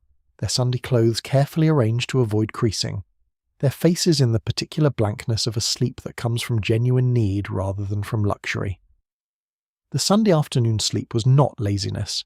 It was the body repaying a debt that the working week had accumulated and that Sunday, in its only reliably free hours, could briefly address. The Victorian street on a Sunday afternoon in summer had a particular visual quality that urban photographers of the era captured with evident interest. The absence of commercial traffic meant that the street itself was more visible than usual, its width fully available, its surface not obscured by the carts and barrows and horses of the working week. Children played in this space with a freedom that the weekday street's traffic would not have permitted. Adults walked along it slowly, taking possession of a width of pavement that the week's commercial pressure usually claimed for other purposes. The Sunday street was the city's skeleton made briefly visible, stripped of its commercial flesh for one day, and returned to the scale of the people who lived in it. The Sunday afternoon nap taken by a working man after his Sunday dinner was not uniformly approved of by the women who shared his household, and who were, in many cases, still working while he slept. The woman who had cooked the Sunday dinner, who was already calculating the evening's cold supper and the Monday's marketing, who had children to oversee and a kitchen to manage, viewed the man asleep in the chair with a mixture of feelings that the domestic conduct books never quite addressed. The genuine wish that he should rest, the equally genuine awareness that his rest was occurring while her work continued, and the patient management of this disparity that decades of Victorian marriage had made routine. For a Victorian child, Sunday was a country with its own laws. You entered it on Saturday evening, not at any formal moment, but gradually, as the preparations began to gather around you. The boots put out for blacking, the good dress laid ready on the chair, the conversation at supper taking on a slightly more restrained quality, as if the day coming was already making itself felt. By Sunday morning you were fully inside it, a country with rules quite different from those of the rest of the week, and you navigated those rules with the complete pragmatic attention that children bring to systems they cannot change and must therefore understand thoroughly. The first rule was the clothes. This has been said before, but it deserves elaboration from the child's perspective, because the child's relationship to Sunday clothes was different from the adult's. An adult who put on Sunday dress was making a statement, performing a role, consciously presenting themselves to a particular standard. A child simply found themselves in clothes that were uncomfortable and required constant attention to keep so.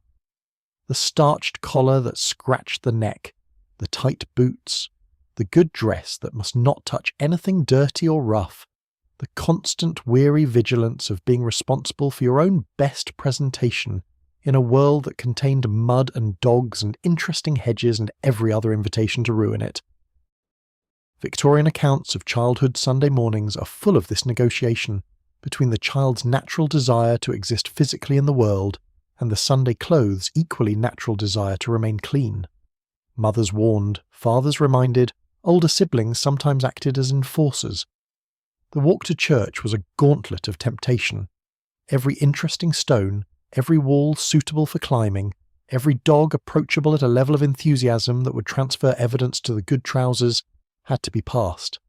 Some children managed this perfectly.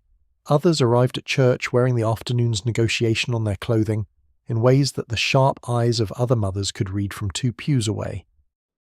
Sunday school was, for a very large proportion of Victorian working-class children, the primary experience of education before the Education Act of 1870 made schooling compulsory.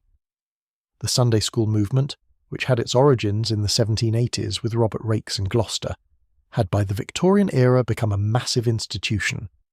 By 1851, roughly 2.5 million children in England and Wales were attending Sunday school. By 1880, the number had risen toward 4 million. This was not incidental. Sunday school was, for many working-class children, the only place they learned to read. The Sunday school met in the morning, usually before the main church service, and sometimes also in the afternoon. The children were organised by age into classes, taught by volunteer teachers who ranged from barely literate mill workers to educated middle-class women who came to the working-class Sunday school as their form of charitable outreach. The curriculum was primarily religious, learning Bible verses, the catechism, the structure of church services, but reading and writing were taught as tools for engaging with the religious material, and children who learned to read their Bibles in Sunday school had acquired a practical skill that went well beyond the Sunday. The Sunday School Prize Day was one of the great annual events of Victorian working-class social life. At the end of the year, children who had attended regularly and demonstrated satisfactory learning were awarded prizes, typically books, improving books, religious narratives or edited histories or the natural history volumes that Victorians thought educational. The Prize Day was a public event, attended by parents and conducted with some ceremony, and it represented one of the few occasions in a working-class child's life when achievement was formally recognised and publicly rewarded. Children worked for their Sunday school prizes with an intensity that speaks to what they meant, and the books received were often kept for decades, carried into adult life as evidence of something accomplished. Sunday school outings were another institution entirely, and they occupied a special place in Victorian childhood memory that is worth pausing on. Once a year, typically in summer, the Sunday school organised a trip. A real trip. The railway was involved. In the second half of the century, the extraordinary technology of the train making it possible to take children from a mill town in Lancashire to the seaside in a matter of hours. For children who had never seen the sea, who had grown up in a world bounded by factory walls and terraced streets, the Sunday school trip to the coast was one of the formative experiences of their lives. The anticipation of the Sunday school trip lasted weeks. The day itself was remembered in its particular details for decades afterward. The crowding onto the train platform in the early morning dark, the noise and speed of the train, the first smell of the sea long before it was visible, the expanse of sand and water when it appeared, the absolutely unfamiliar scale of it, the horizon where there had always been walls. Victorian autobiographies and memoirs from working-class origins return again and again to this experience. The Sunday school trip was many people's first understanding that the world was larger than their street, and it came to them wrapped in the particular smell of a seaside morning in August and the sound of 100 children discovering simultaneously that the sea was real. For children in stricter households, Sunday afternoon offered its own particular domestic curriculum. The toy cupboard was closed. This was a common enough rule that it appears in dozens of Victorian childhood memoirs with the resigned frequency of a weather report. But other things were permitted. Books, specifically the improving kind, were available. The Bible was always available. Picture books of religious subjects, illustrated biblical scenes, stories of missionaries, narratives of the early church, were considered appropriate Sunday reading. Some households permitted the natural history books that Victorians loved, on the grounds that admiring God's creation was a form of worship. Children found their way through Sunday afternoon by routes that were sometimes officially prescribed and sometimes not. The officially prescribed route involved the religious books, the catechism, the period of family prayers that many Victorian households conducted in the afternoon as well as the morning. The unofficial route involved the subtle art of finding entertainment within the available materials.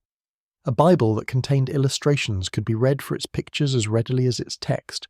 A natural history book was just as interesting for its engravings of exotic animals as for its theological framing, and an improving story about a child who went to heaven after a pious life could be read by a sufficiently resourceful reader for its narrative tension as much as its moral instruction.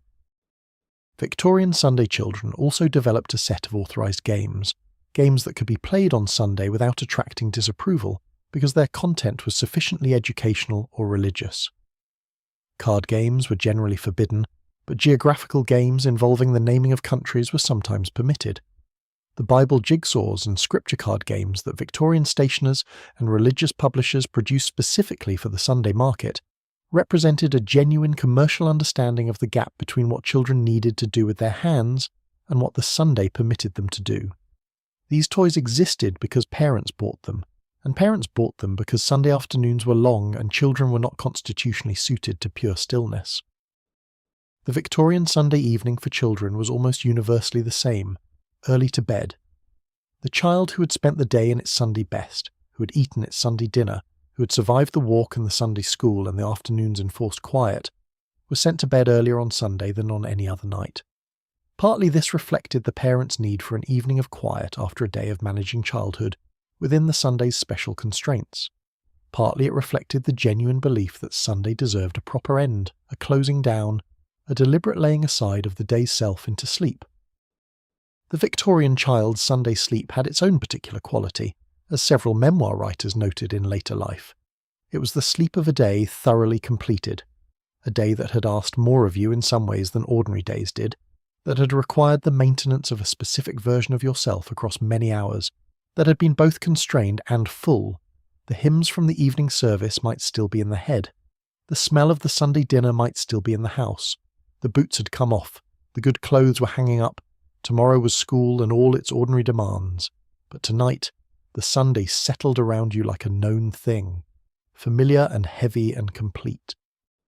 Victorian Sunday school teachers were a social type unto themselves, and they deserve a few moments of specific attention because they represent something genuinely unusual in the Victorian social order. Middle-class adults voluntarily spending their Sunday mornings educating working-class children for free. This is not cynicism.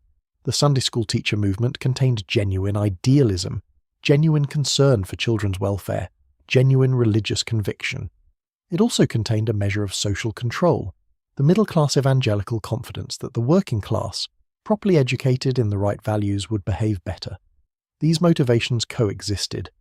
The teacher who came every Sunday to teach a class of mill children to read their Bibles was doing something real and good, and was also, simultaneously, a participant in a cultural system that had its own assumptions about who needed educating and in what direction.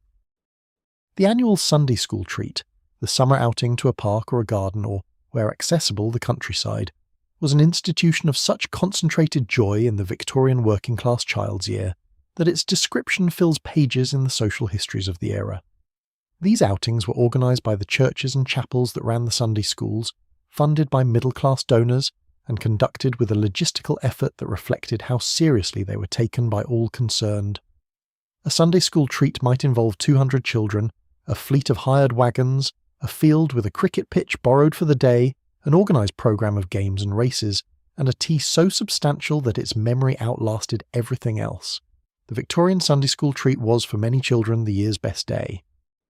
Children in strict Victorian households who were forbidden secular games on Sunday developed strategies for surviving the afternoon that displayed the human capacity for ingenuity under constraint. The Bible that contained engravings of exotic animals could be treated as a natural history book. The illustrated life of David Livingstone could be read as an adventure story. The improving narrative about a missionary in Africa contained, if read with the right frame, as much incident as any secular novel of comparable length.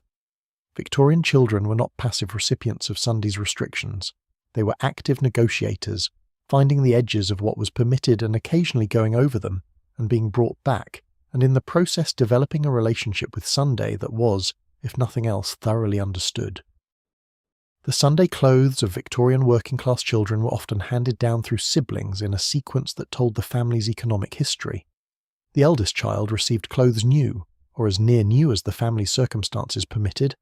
The second child received them in their second year. By the time the youngest child put on the family's Sunday clothes, they had been worn by every preceding sibling, had been let out and taken in as each body grew into and out of them, had accumulated patches and mended tears and the faded quality of clothes that had done their work across many Sunday mornings. The youngest child wearing the family's best represented both the family's continued effort to maintain Sunday propriety and the honest evidence of how many Sundays had already passed. The Victorian Sunday School's Bible memorization culture produced one of the era's most curious literary phenomena, the large number of Victorian adults who could recite extensive passages of scripture from memory. This was not confined to the devout.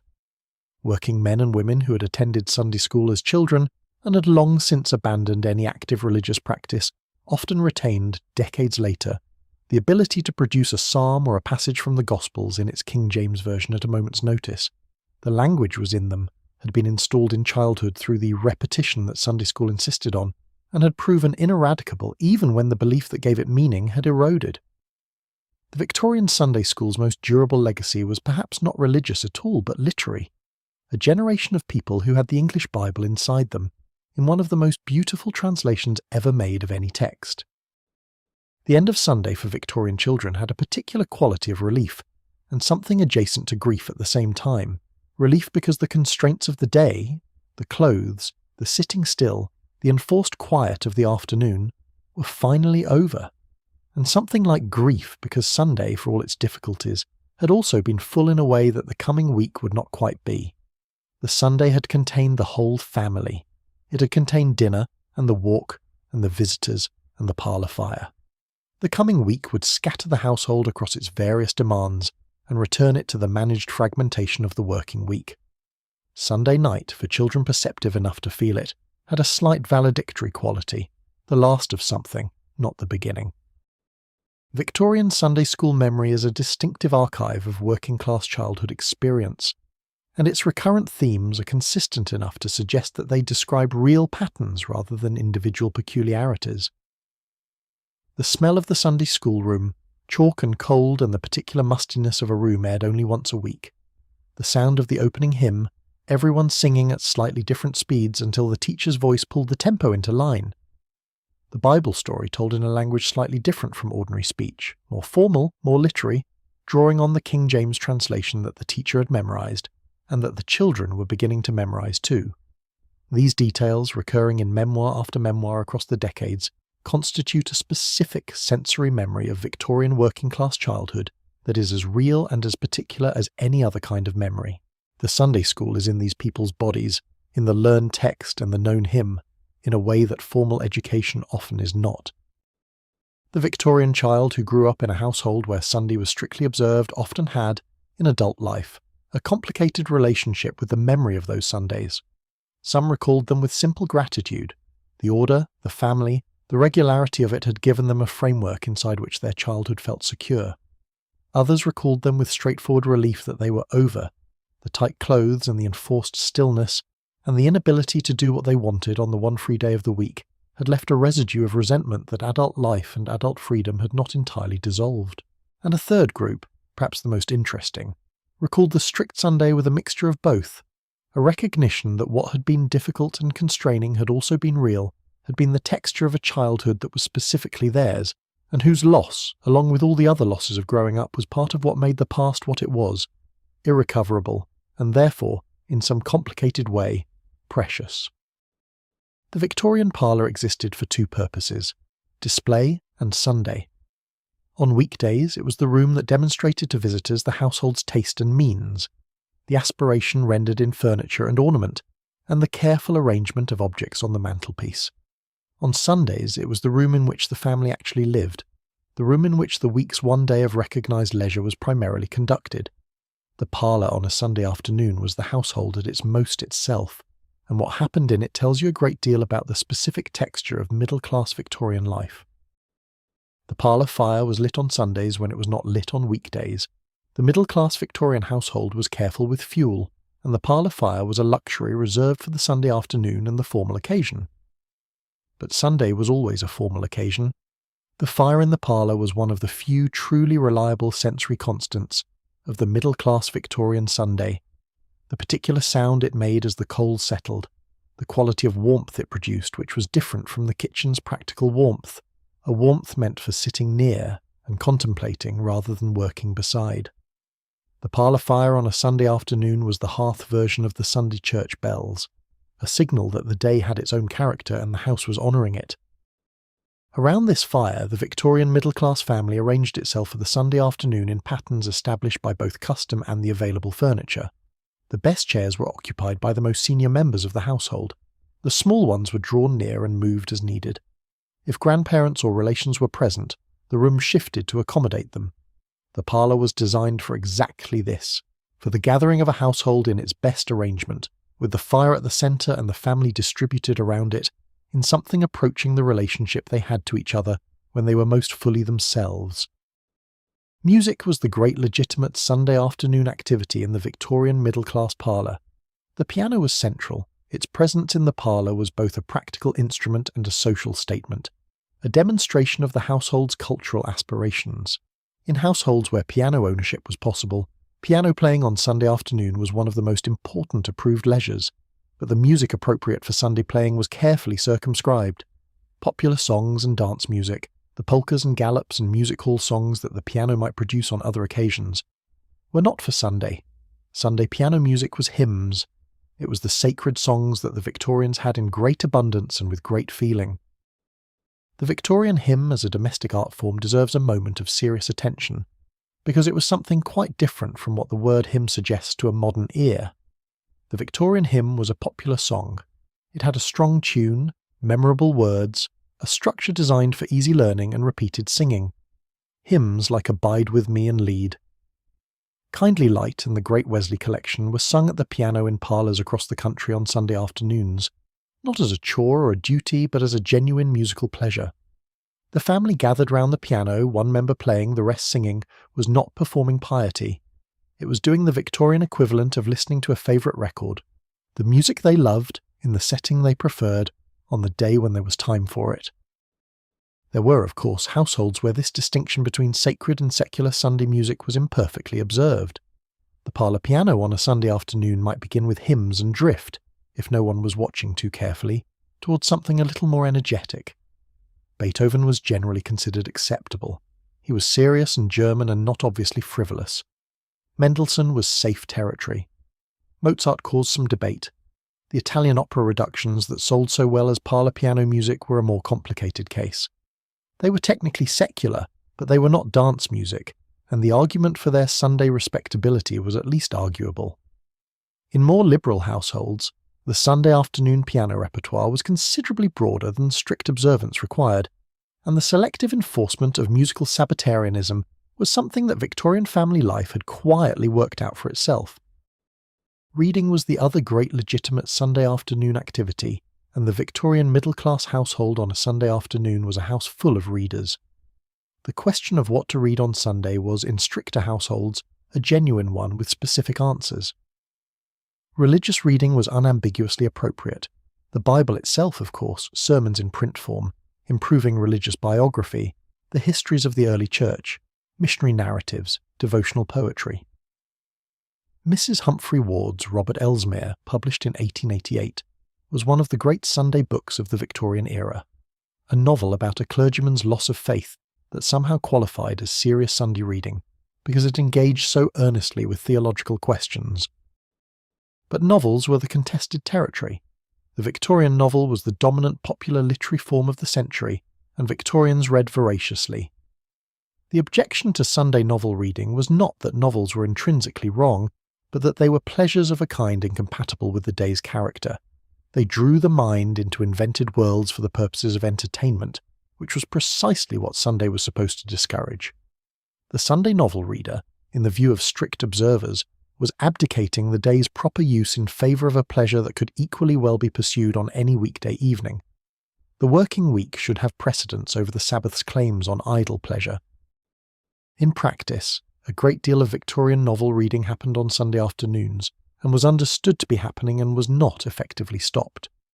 The 3-volume novel that arrived from Mudie's circulating library on Saturday might be opened on Sunday afternoon with what at least began as guilt, and fairly quickly became absorption. The diaries of Victorian women in particular record this Sunday reading habit, with varying degrees of self-reproach, noting that they had read their novel all afternoon, that they knew they should not have, that they had nonetheless enjoyed it thoroughly and would continue tomorrow. The guilt was real, and the reading was also real, and the two coexisted in the comfortable Victorian way that mutually incompatible things did when the pressure to choose was not quite sufficient. Letters were a major Sunday afternoon activity, and a legitimate one, since writing to family and friends was understood as a form of the social maintenance that Sunday approved. Victorian letter writing was a substantial art, and Sunday afternoon was one of its primary times. The household in which Sunday afternoon produced a sustained period of correspondence, seated at the writing table in the parlour, the good writing paper brought out, the dip pen charged, the afternoon's accumulated news and thoughts assembled into the week's letters, was a recognisable Victorian type.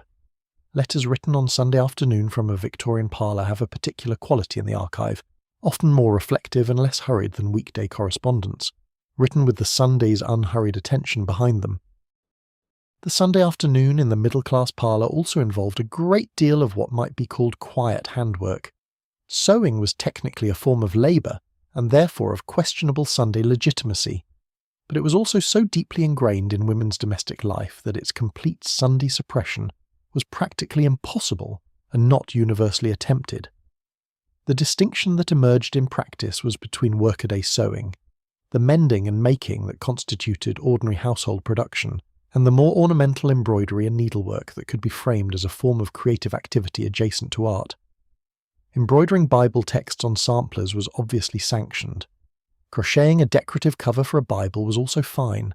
The line beyond which needlework became impermissibly laborious was not precisely drawn and required individual negotiation. Visitors came on Sunday afternoons. This was one of the most consistent features of the Victorian middle-class Sunday. The informal social call, the neighbours who dropped in for tea, the relatives who arrived at 4 o'clock without prior announcement and stayed until 6. Sunday calling was a recognised institution, and the middle-class Victorian housewife who was not prepared to receive visitors on a Sunday afternoon was considered to be managing her household improperly. The parlour fire was lit precisely because visitors might come. The good china was accessible precisely because tea might need to be served. The whole apparatus of the Victorian parlour's Sunday readiness was calibrated for the possibility of a knock at the door at any hour between 2 and 6. These Sunday afternoon visits had their own social grammar. They were social but not frivolous. They were the maintenance of connections, the catching up with family and community that the working week's demands had prevented. The conversation at a Sunday afternoon call was shaped by the day's character, more reflective, less urgent, with room for the longer story and the more considered opinion that weekday conversation did not always permit. The Sunday afternoon visitor brought the week's accumulated news and found ears that were, for once, genuinely available to receive it. By the time the Sunday afternoon light was fading, earlier in winter, later in summer, but always eventually, the parlour had completed its Sunday work. The fire was lower. The tea things had been cleared. The reading had been set aside. The visitors had gone home. The household was drawing toward the evening in its particular Sunday way. Quieter now, the day's social energy spent, the long quiet evening gathering itself. In households where evening service was observed, there was still that to come. In others, the evening was simply the Sunday's natural descent into the week's last hours of rest. The Victorian parlour on a Sunday afternoon contained, in the distribution of its occupants, a map of the household's social structure. The best chair was occupied by whoever the household had decided held the best chair, typically the father, sometimes in matriarchal households, the grandmother, occasionally the most distinguished visitor. Around this centre, the other family members arranged themselves according to an established order that everyone understood and that no one had explicitly articulated. These arrangements were so thoroughly normalised that deviations from them, a child sitting in the wrong chair, a visitor occupying the usual position of a family member, were immediately felt and briefly disturbed the room's atmosphere in ways that were not commented on but were universally registered. The Victorian Sunday afternoon call had its own time signature. Visitors arrived between 2 and 5, with 3 o'clock considered the ideally timed arrival. Early enough in the afternoon to seem leisurely, late enough not to be confused with the post-church social period, which was its own thing. A visitor who arrived at 2:30 was perhaps slightly eager. A visitor who arrived at 4:30 was perhaps slightly late. These distinctions were not large, but they registered. The person who arrived at exactly the right moment, not requiring the household to wait, not appearing before they were expected, was the person who understood the Sunday afternoon call's unwritten schedule and respected it. The Victorian parlour piano's Sunday performance repertoire shifted through the century as music publishing expanded, and as the distinction between sacred and secular became less rigidly maintained in practice. The earlier Victorian decades were stricter. Sunday meant hymns, period. By the 1870s and 80s, drawing-room ballads were pushing at the edge of what Sunday permitted, and in many households they were winning. By the 1890s, the distinction had sufficiently relaxed in liberal households that a Sunday afternoon piano session might move through hymns into Schubert's songs and from there into the parlour songs of the day, without anyone feeling that a significant line had been crossed. The music publishers who sold Sunday music noticed this shift and produced collections specifically designed for the ambiguous territory. Sacred-sounding songs with secular subjects, secular-sounding melodies with sacred words.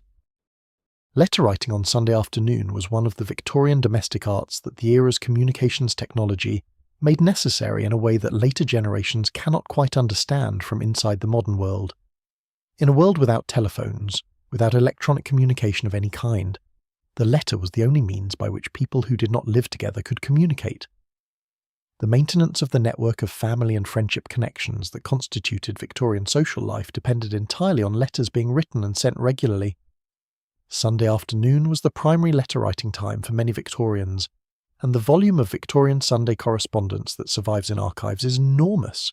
Letters written on Sunday have, as I noted earlier, a particular quality, more spacious, less pressured, written by people who had time for a second sentence that added something to the first. The servants' Sunday afternoon work in the parlour, carrying the tea things in, removing them afterward, maintaining the fire, responding to the bell when it rang, created a particular dynamic in the room that the household pretended not to notice, and that the servants were trained to be invisible within. The parlour on a Sunday afternoon was, from the servants' perspective, the room where the most careful invisibility was required. Carrying a tea tray across a room full of seated adults who were conducting a private conversation required the servant to navigate the space as if she were not in it, to move between the furniture and the people without either physically impeding them or psychologically interrupting them. This was a practiced skill, and its successful execution required both physical grace and a particular quality of social self-effacement that Victorian domestic service had developed into an art. The Victorian Sunday afternoon nap, the sleep taken by adults in the parlour chair after Sunday dinner, in the warm room with the fire and the newspaper, was an institution that the domestic conduct books were ambivalent about, and that a great many Victorians pursued anyway. The man who fell asleep in his chair on Sunday afternoon was technically not conducting himself with the dignity that the day's best self required, but he was also a man who had worked 6 days and had eaten a large meal and was sitting in a warm room and was 50 years old and the newspaper was heavy. The Sunday afternoon chair sleep was one of the Victorian Sunday's great private pleasures, conducted at the edge of what the day officially permitted, enjoyed in the company of a household too familiar to judge and too comfortable itself to be entirely unsympathetic. If you're drifting now, let yourself go. Subscribe so the next story is waiting when you return. Sleep well. At the upper end of the Victorian social scale, Sunday had a quality quite different from either the working class or the middle class version. The aristocracy and the very wealthy had always had a complicated relationship with Sunday observance, and this relationship was not primarily one of hypocrisy, though hypocrisy was present enough. It was more that the rules of Sunday had always sat differently on those whose entire lives were organised around leisure, for whom the distinction between a day of rest and an ordinary day was less sharp because the ordinary day was already, in many respects, a day of rest. The country house Sunday was the most clearly defined version of this upper-class relationship to the day. The great Victorian and Edwardian country house party, typically involving a dozen or more guests gathered from Friday to Monday, had Sunday at its centre in a way that was simultaneously observant and entirely comfortable with its own contradictions. The house party attended church on Sunday morning. This was not optional, not even for the most irreligious guest. The church visit was part of the social performance, part of the country house package. The party walked or drove to the village church, occupied the family pew, were observed by the local population, and returned to the house for Sunday breakfast. But the rest of the Sunday was not observant in any way the Lord's Day Observant Society would have recognised. The country house Sunday afternoon included shooting on occasion, though serious shooting was generally a weekday sport and Sunday was sometimes a day without it.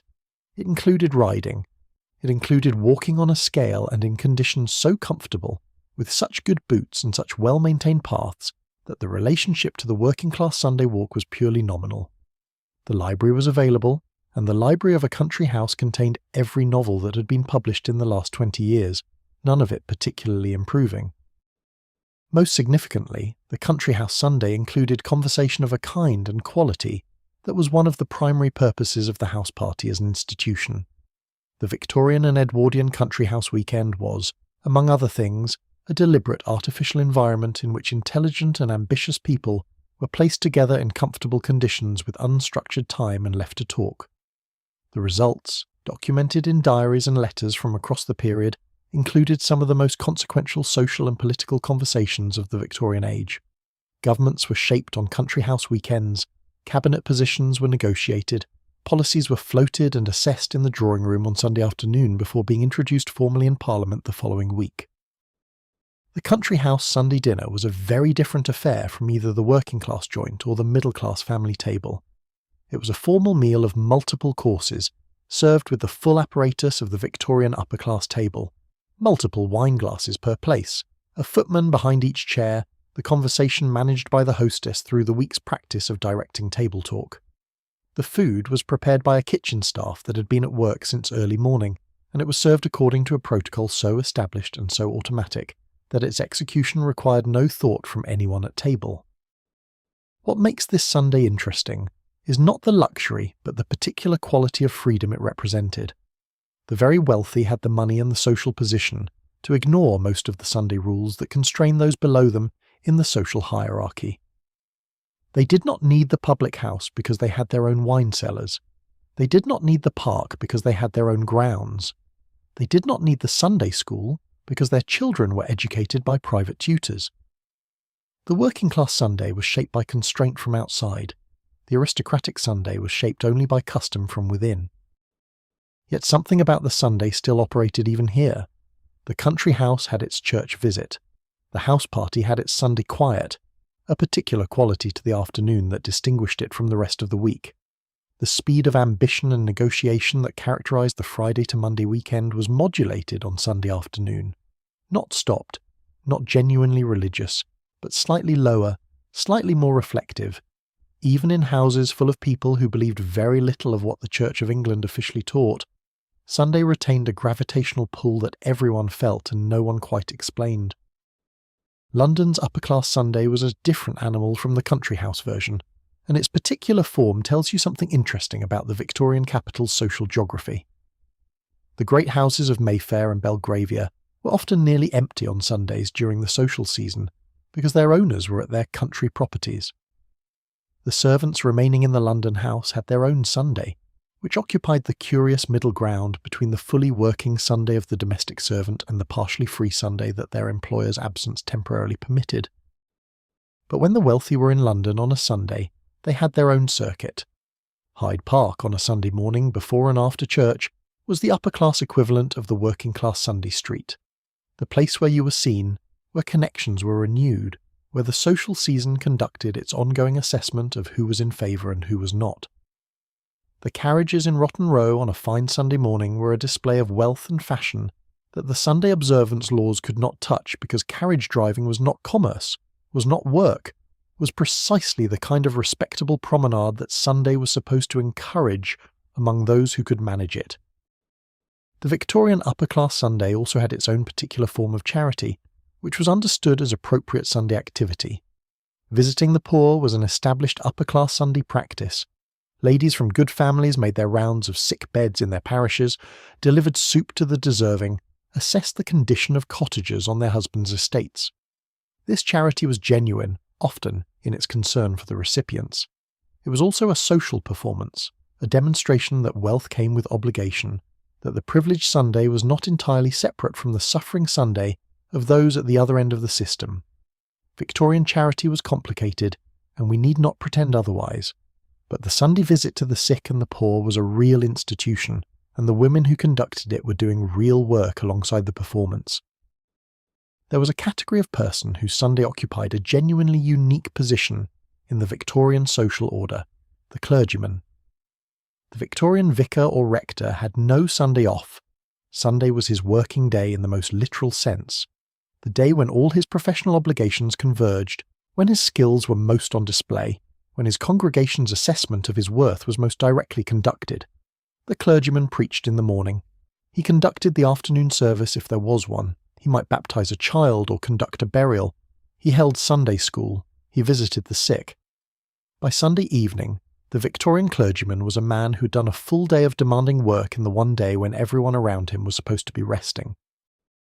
Victorian clerical life has its own extensive literature, much of it by clergymen themselves or by their children, and the Sunday in the clerical household was distinctly shaped by this reality.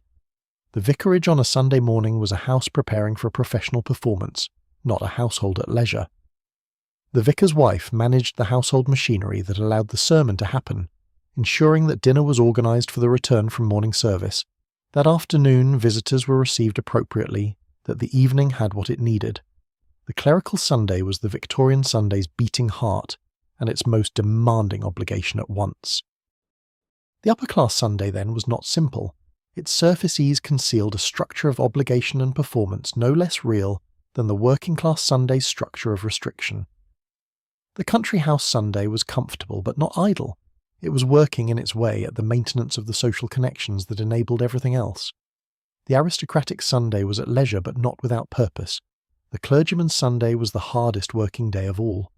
Only the children of the wealthy, in their nurseries and on their lawns, with their ponies and their better Sunday clothes, and their more interesting Sunday books, had anything approaching the pure Sunday rest that the day officially promised to everyone equally, and even they had church.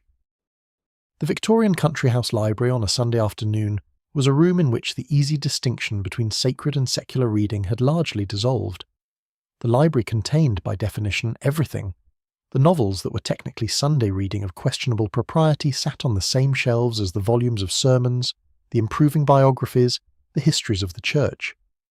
The country house guest who chose to spend Sunday afternoon in the library was exercising a freedom that the same guest in his own, more watched urban parlour would not have had. The country house's relative privacy, the distance from the watching neighbourhood, the absence of the vicar's call, meant that the Sunday library reading in a country house was simply reading. The theological category of the book chosen was irrelevant, or at least unmonitored. Victorian country house Sundays were not as leisurely as they appeared. The social work of the house party, the carefully managed conversation, the strategic proximity to the right people, the assessment of potential political allies and social connections, was conducted with as much effort as any weekday business, and Sunday did not suspend it. What Sunday altered was the register. The conversation was less direct, less pressured, more apparently casual. Ideas were floated with the informality of Sunday conversation, and could be accepted or rejected without the commitment that a formal weekday discussion would have required. The country house Sunday afternoon was where Victorian politics was done at its most exploratory, where things were said that had not yet been said formally, where positions were tested before being taken. The Victorian country clergyman's Sunday was shaped by a set of demands that his urban counterpart would have found familiar in outline but different in texture. The country parish church was often physically beautiful in ways that the urban church was not. The old stone, the medieval glass where it had survived, the churchyard that connected the current congregation to 10 generations of predecessors. This beauty was part of the country clergyman's working environment, and it affected the character of his work. He preached in a building that was in some cases 6 or 7 centuries old, in which the same family names had appeared in the parish register for generations. The country Sunday sermon was delivered to people who would still be there next week and the week after, whose great-grandparents had heard sermons in the same building, whose children would be here long after the current vicar was in the churchyard himself. The Victorian Sunday in the country house also had its particular relationship to the landscape that surrounded the house. The Sunday afternoon walk on a country estate was a walk through property, through fields and woodlands and managed landscapes that belonged, in the Victorian sense, to the household you were visiting. The walk was therefore also an inspection, a survey, a reading of the land's condition. The host who walked his guests through his woods on a Sunday afternoon was showing them something about himself, the management of the timber, the state of the coverts, the condition of the tenants' cottages where they were visible. The landscape spoke of the household's stewardship, and the Sunday walk was the occasion on which it was read. The Victorian aristocratic household's relationship to Sunday church was complicated by the social prominence that attendance conferred. For a great landowner, occupying the family pew in the village church on Sunday morning was a public statement of responsibility for and membership in the community over which the family presided. To be absent was to fail, visibly, a social obligation. The family that never attended church was the family that did not acknowledge its place in the community's ceremonial life, that treated the village as a piece of property rather than a community, and this was a distinction that the Victorian countryside noticed. The carriage from the great house arriving at the church gate on Sunday morning was part of the village Sunday's expected landscape, and its absence was remarked. There was one form of Sunday activity that the wealthy shared with the working class and the middle class in equal measure: the Sunday afternoon letter. Whatever else distinguished the Victorian Sunday across its class divisions, the Sunday letter was universal. It was written from a country house library and from a terraced house parlour and from a servant's attic room, all on the same afternoon, in the same country, in the knowledge that the postal service would carry it across the distance that separated the writer from its intended reader. The Victorian Sunday letter, in all its classes and conditions, was the week's most considered form of communication, written with time, received with attention, kept if it said something worth keeping. The Victorian Country House Sunday had one institution that existed nowhere else in quite the same form: the evening gathering in the drawing room after dinner, when the whole house party assembled in the most formally social configuration of the day. The dinner itself had been the occasion of sustained social performance. The drawing room afterward was something different, more various in its groupings, the formality slightly relaxed, the conversations more personal, the day's accumulated observation and assessment finding its expression. Games of a mild kind might appear, word games, or the kind of musical entertainment that drew on the house party's resident talent. Someone might sit at the piano, a poem might be read aloud. The evening in the country house drawing room was the Victorian social weekend's most unguarded hour, the one in which the performances of the rest of the weekend were briefly set aside in favour of something closer to natural conversation. The Victorian clergyman's Sunday exhaustion was a professional hazard that the era took insufficiently seriously. By the time the evening service was over, the visiting done, the pastoral calls conducted, the day's official obligations discharged, the Victorian clergyman had often been performing at professional pitch for 12 or 13 hours. He had produced rhetoric, sustained argument, personal counsel, organisational management, and the specific kind of emotional labour that regular contact with grief, illness, poverty, and spiritual doubt requires. He had done all of this in clothes not designed for comfort, in buildings not reliably heated, before congregations of varying quality of attention. The Sunday that was rest for his parishioners was the working week's most demanding day for him, and the Monday that followed was often, in Victorian clerical diary, a day of pronounced flatness. There is a Victorian Sunday that does not appear in the paintings of family groups in comfortable parlours, does not feature in the social diaries of the country house weekend, and appears only briefly in the newspaper debates about Sabbatarianism and working-class recreation. It is the Sunday of the domestic servant, the most numerous form of female employment in Victorian England, the invisible labour that enabled everything else about the Victorian household Sunday to happen. It deserves its own chapter, because the servant's experience of Sunday was not simply a reduced version of the employer's, it was a different Sunday entirely. By the mid-Victorian period, roughly 1 in 7 of all employed women in England and Wales was in domestic service. The total number ran into the hundreds of thousands: parlour maids, housemaids, kitchen maids, cook generals, ladies' maids, scullery maids, nurses, children's nurses, and the many other varieties of household employment that the Victorian domestic economy had elaborated into a hierarchy as detailed and as clearly understood as any organisational structure. These women lived in their employers' houses, ate at their employers' tables, separately, slept in their employers' attics, and organised their lives around their employers' needs, including on Sunday. The domestic servant's relationship to Sunday was shaped by a fundamental tension that no amount of goodwill from individual employers could entirely resolve. The Victorian household Sunday required more preparation, not less, than an ordinary day. The Sunday dinner was the most elaborate meal of the week. The parlour fire had to be laid and lit for the afternoon. The good china needed to be brought out, used, washed, and returned. The Sunday best needed pressing sometimes, and always ironing back into order by Monday. The visitors who came in the afternoon needed to be received and their tea provided. The servant who enabled all of this was working on the day officially designated as the Lord's Day, doing some of the heaviest domestic work of the week, while the family she served observed its rest. Servants were entitled to Sunday time off, at least in theory, and increasingly in practice as the century progressed, and the Victorian servant class developed its own quiet resistance to the most exploitative aspects of the system. The standard household arrangement was some version of Sunday afternoon off, meaning that after the major work of the morning and early afternoon was completed, after the church-going family had been seen off, after the Sunday dinner had been cooked and served and cleared, the servant had a portion of the afternoon and typically the evening for herself.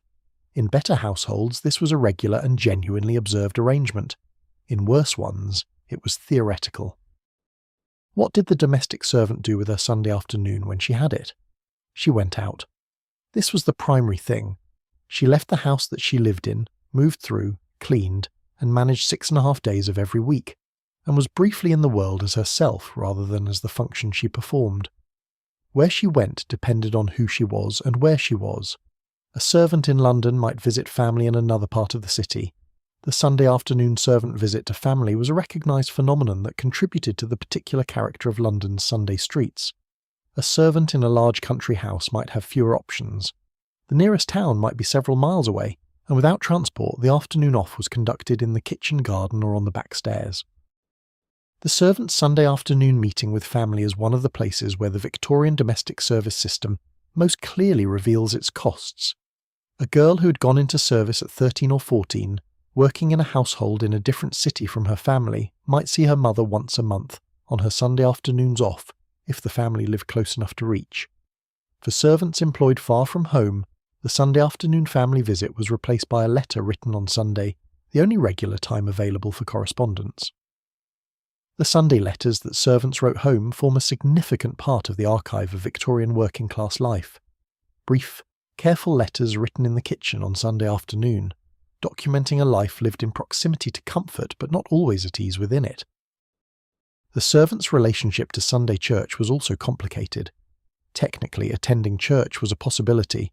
Sunday morning service was before the main domestic work began, and a reasonable employer might allow the servants to attend.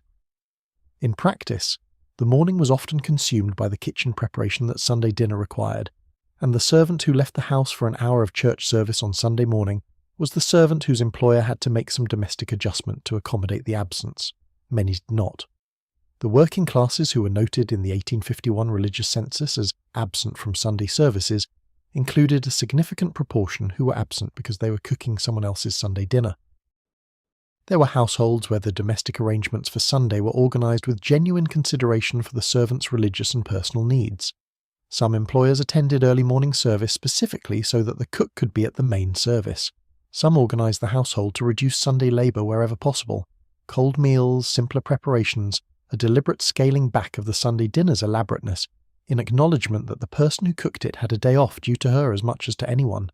These households were remembered with gratitude in servants' memoirs and diaries. They were not the majority. The servant's one full day off, typically one Sunday per month in many Victorian households, one per fortnight in better ones, was an event of a different order from the afternoon off. It was a full day, from after morning duties until the following morning, and it represented a genuine piece of freedom in a life organised almost entirely around someone else's requirements. On this day, the servant left the household entirely. She might stay with family if family was accessible. She might visit other servants in other households. The network of domestic servants in any Victorian neighbourhood constituted its own social world, cross-pollinated on days off, and by the Sunday afternoon encounters that occurred whenever servants in the same streets happened to have time off simultaneously. The servant girl on her Sunday off walked differently through the world. She was not in uniform. The distinct dress of domestic service, the cap and apron that marked her status within the household, were left behind. She was simply a young woman, dressed as well as her wages allowed, moving through the Sunday streets as herself. Victorian social reformers and observers noted this transformation with some interest. The servant on her day off was, visibly and deliberately, not a servant. The adoption of fashionable dress on days off, the deliberate shedding of the visible markers of service, was a small but significant claim on a kind of personhood that the working week denied her. Some servants, on their Sunday afternoons, went to church, not because their employers expected it, but because they themselves wanted to. This distinction matters. The servant who attended church on her own time was exercising a genuine choice, and the experience of church for a servant on her afternoon off was different from the experience of church as part of a household's observed performance. She sat where she chose, not in the place assigned to the household staff. She listened to the sermon without one eye on the family she served. She was simply a member of the congregation with the same right as anyone else to whatever the service offered. The evening of the servant's Sunday off was often its most significant portion, and it was also the portion that aroused the most concern from those who employed servants and worried about their morals. The servant's Sunday evening, returned from her family or her afternoon's freedom, was the time when courting happened, when the young man who worked in a household 3 streets away, or the shopman's assistant who had made her acquaintance at church, might walk with her for an hour before she needed to be back. Victorian employment advertisements for domestic servants frequently specified that followers, the term for male visitors or suitors, were not permitted, a prohibition that speaks precisely to the frequency with which they were pursued on Sunday evenings. The servant's Sunday, then, was the Victorian Sunday's fullest revelation of the system underneath the surface. The family in the parlour, whose Sunday was characterised by rest and music and reading and visiting, their Sunday existed in the form it did because a woman in the kitchen had organised its material foundation. Her Sunday was built around theirs, its shape determined by their needs, first and her own only in the margins. The Victorian household knew this, and, in the main, did not discuss it. It was one of the arrangements that the day's official character of rest and equality before God quietly depended upon and quietly contradicted. The servant's Sunday is the part of the Victorian Sunday story that fits least neatly into the warm picture, and it is the part that perhaps tells us most about what the day actually was. The domestic service hierarchy was not simply a ranking by salary or by the nature of the work performed. It was a social world with its own internal culture, its own forms of snobbery and solidarity, its own understanding of what constituted good and bad service and good and bad employers. Within this hierarchy, the Sunday afternoon off occupied a position of enormous social significance. Who you visited on your afternoon off, where you went, what you wore when you went there, these were markers of your position within the servant community as surely as your cap and apron marked your position within the household where you worked. The Victorian servant's experience of Sunday morning in a religious household was shaped by a particular form of participation that was neither free nor forced. The servant was expected to attend family prayers, if they were held. She stood near the door while the family sat. She participated in the religious life of the household at the household's invitation, and on the household's terms, occupying the correct position, present but not central, included but visibly subordinate. The Sunday morning prayer or reading, which in the family's experience was intimate and familial, was for the servant something more complicated, a demonstration of the household's piety that she witnessed rather than shared, a performance of religious domesticity in which she played a minor and peripheral role. The Victorian servant, who had a steady follower, a young man who came to call on her Sunday afternoons, occupied a social position of some delicacy.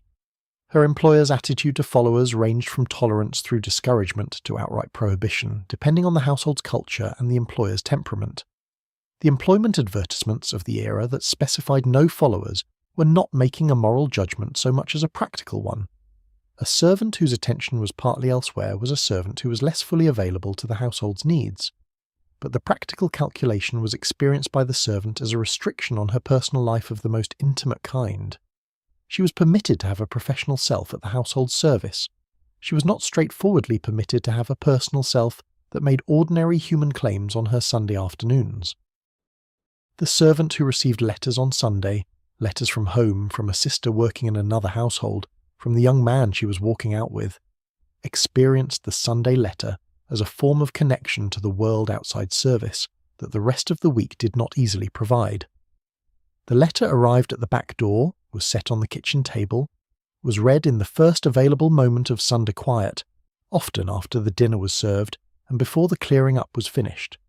Victorian servants' letters to their families survive in archives, and they are among the most revealing documents of the era, precise about the details of the household they worked in, careful about what they said and to whom, full of the particular mixture of pride and longing and practical intelligence that characterises people managing difficult circumstances with skill.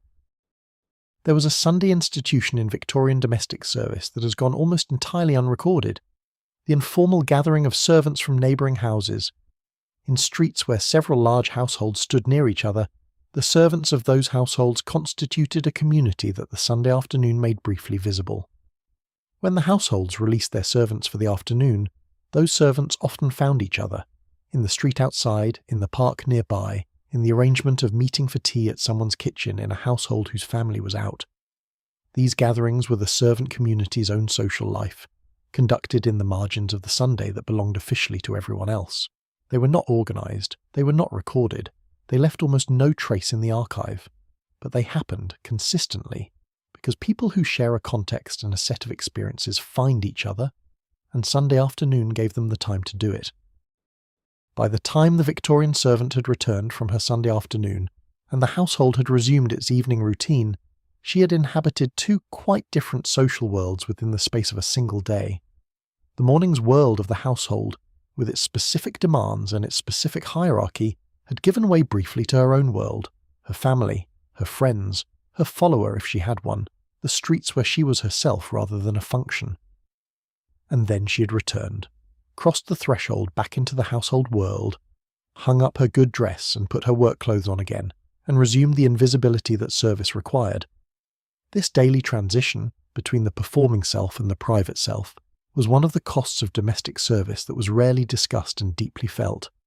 Sunday afternoon was the one time each week when the private self had legitimate space. Its return to enclosure each Sunday evening was a small loss of a specific kind, quietly sustained week after week across the years of a service career. The Victorian servant's experience of Sunday was also shaped by the specific domestic geography of the houses in which she worked.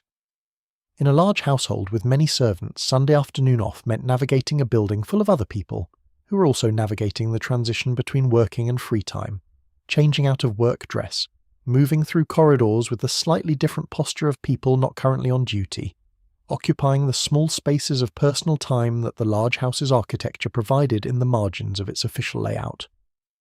The servants' hall on a Sunday afternoon in a house whose family was at church was, for the brief period of its available freedom, a different room from the servants' hall of a working morning. The same physical space, the same furniture, but occupied differently, less purposefully, more personally. The Victorian domestic service memoir is one of the richest and most underused archives of Victorian social history, and its account of Sunday is one of its most consistent themes. The servants who wrote memoirs, and surprisingly many did, in the decades following their service years, described Sunday with a precision and a feeling that suggests it mattered to them more than any other element of their working week. The Sunday afternoon off, the walk to visit a sister in another household, the Sunday letter to a mother in a distant village, the particular Sunday evening return to the back door and the changed dress in the kitchen that needed its Monday organisation begun, these details, repeated across hundreds of individual accounts, constitute a collective portrait of a Victorian institution that shaped the lives of hundreds of thousands of women who are not otherwise documented. For much of the Victorian period, Sunday was a battlefield. Not literally, the Victorian Sunday was, by the standards of earlier centuries, quite peaceful, but a political and cultural battlefield, contested between those who believed that any relaxation of Sabbath strictness was the beginning of moral collapse, and those who believed that the working class deserved access to the pleasures and improvements that Sunday, as their only free day, might offer. This conflict ran through Victorian public life for decades, generating parliamentary debates, protest marches, newspaper campaigns, and some of the most energetically bad-tempered civic argument the era produced. The Lord's Day Observance Society, founded in 1831, was the primary organised force for strict Sunday observance. Its membership overlapped considerably with the evangelical wing of the Church of England and with the nonconformist denominations, and its agenda was straightforward. Sunday should be reserved for worship and rest, and any expansion of Sunday activity beyond these categories was a step toward godlessness. The Society campaigned against Sunday railway trains, Sunday concerts in parks, Sunday opening of museums and galleries, Sunday trading of any kind, and Sunday amusements of every description. It lobbied Parliament. It wrote letters to newspapers. It was a persistent, well-organised and not entirely ineffective force. Against it stood the National Sunday League, founded in 1855, which argued from a position that was essentially humanitarian. The working class worked 6 days a week and deserved access to the museums, galleries, parks, and concerts that their betters could enjoy on other days. If Sunday was their only free day, and if the Lord's Day Observance Society successfully closed every Sunday amusement and attraction, then the working class Sunday was confined to the home and the church, two options that a significant portion of the population was declining to choose. The alternative was the public house, which the same respectable opinion that opposed Sunday recreation also deplored. The Sunday League pointed out this contradiction with relish. The Railway Sunday was one of the early battlegrounds, and the railways won. When Sunday trains first appeared in the 1840s, there was genuine and organised opposition. The Sabbatarians argued that running trains on Sunday was both a desecration of the day and an insult to the railway workers who had no choice but to work it. The railway companies argued that Sunday traffic was profitable, that passengers wanted to travel on Sunday, and that preventing this was both economically and personally unreasonable. The companies prevailed. Sunday trains ran, became routine, and eventually became so fundamental to Victorian social life, connecting the dispersed middle-class family for Sunday visits, enabling the Sunday excursion, that the original controversy was largely forgotten. The Museum Sunday was a longer struggle. The British Museum, one of the greatest public institutions in the world, remained closed on Sundays until 1896, and its opening that year was the result of a campaign lasting more than 40 years. The argument for Sunday museum opening was made by working men's organisations, by radical MPs, by social reformers who pointed out that factory workers and clerks and seamstresses had no weekday hours in which they could visit a museum that closed at 5 in the afternoon. Sunday was their only possibility. The argument against was made by those who believed that museums were, like railway trains and band concerts, a form of entertainment incompatible with the day's sacred character. The 1896 opening of the British Museum on Sundays was greeted by attendance figures that made the Sabbatarian argument seem somewhat strained. Thousands of working people came. They looked at the Elgin marbles, they examined the Egyptian mummies, they stood before Roman statuary and medieval illuminated manuscripts. Some of them had never been in a public building of this kind before. The reports of the day noted with the characteristic Victorian surprise that always accompanied the discovery that working people could appreciate beautiful and educational things, that the Sunday visitors were quiet, attentive, and entirely well behaved. The feared desecration of the day had produced in practice exactly the improving effect that the Sunday opening advocates had promised. The South Kensington Museum, what is now the Victoria and Albert Museum, had opened on Sundays from 1857, in a deliberate experiment that produced similarly reassuring results. The South Kensington model demonstrated that Sunday cultural institutions could work, could attract large and peaceable crowds, could provide exactly the kind of morally elevating experience that strict observance in theory supported. The irony of the situation was not lost on observers. The Lord's Day Observance Society was, in its campaign against Sunday museums and galleries, preventing precisely the kind of improving activity that its own theology endorsed. The Sunday band concert in the public park was another contested terrain, and its history traces the gradual relaxation of Sunday strictness that occurred through the second half of the Victorian period. In the 1850s and 60s, band concerts in public parks on Sundays were regularly interrupted by organised protests. Groups of Observance Society members who appeared at the concerts with their own singing, attempting to drown out the secular music with hymns. These protests were not always successful at stopping the music, but they were reliably successful at attracting attention and generating newspaper coverage, which was perhaps the more important goal. By the 1880s and 90s, the Sunday band concert had become so established in urban parks across England that organised opposition to it had largely been abandoned as futile. The Victoria Park in East London, established in 1845, was running regular Sunday band concerts by the late 1860s that drew crowds of 20 or 30,000 people. Finsbury Park, Battersea Park, Alexandra Palace, all had their Sunday band and their Sunday crowds. The question had shifted from whether Sunday entertainments were acceptable to which Sunday entertainments were acceptable, and the answer was quietly expanding to include most things that were peaceful and not specifically commercial. The Sunday opening of public houses remained one of the most persistent targets of Sunday reform campaigning throughout the Victorian period and well beyond. The permitted hours for Sunday pub opening were repeatedly debated, restricted, expanded and restricted again in response to competing pressures from the temperance movement, the trade, the police, and public opinion. The 1854 Sunday Closing Act had restricted London pub opening hours significantly, and one of the results was the Sunday riots of 1855. 3 successive Sundays in June and July of that year, in which crowds gathered in Hyde Park to demonstrate against the new restrictions. The demonstrations were large, were not entirely peaceable, and featured a notable encounter between the crowd and the carriages of the wealthy who continued to use the park freely on Sunday afternoons. The contrast between the closed pub and the open park, between the pleasures denied to the working class and those available to those above them, was made rather explicitly. The Sunday question was, at its heart, a class question. The wealthy observed Sunday in the ways they chose, and no law or social pressure could effectively prevent them from doing so. The working class observed Sunday in the ways their circumstances permitted, subject to restrictions that closed the entertainments they could most easily access on their one free day. The evangelical middle class that drove the Sabbatarian campaign was, in the main, not advocating an equally distributed restriction. It was advocating for a set of Sunday rules that had different practical implications for different social positions. This was not always consciously hypocritical. Many of those who campaigned for strict Sunday observance genuinely believed that what they were doing was best for the working class, that the closure of the pub and the restriction of amusements would channel working people toward church and home, and thereby improve them. The paternalism was sincere. It was also, in important ways, insulting. The Sunday observance debate eventually resolved itself, as most Victorian public controversies did, through pragmatic compromise rather than principled victory for either side.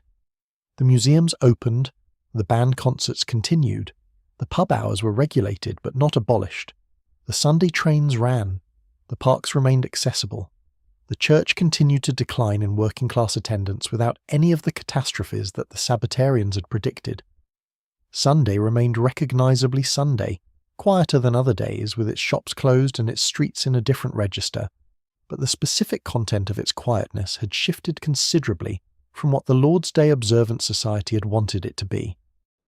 What remained constant through all of this debate was something that both sides shared without always acknowledging it: the belief that Sunday mattered, that a day set apart had value, that the complete and undifferentiated running of society without pause was not desirable.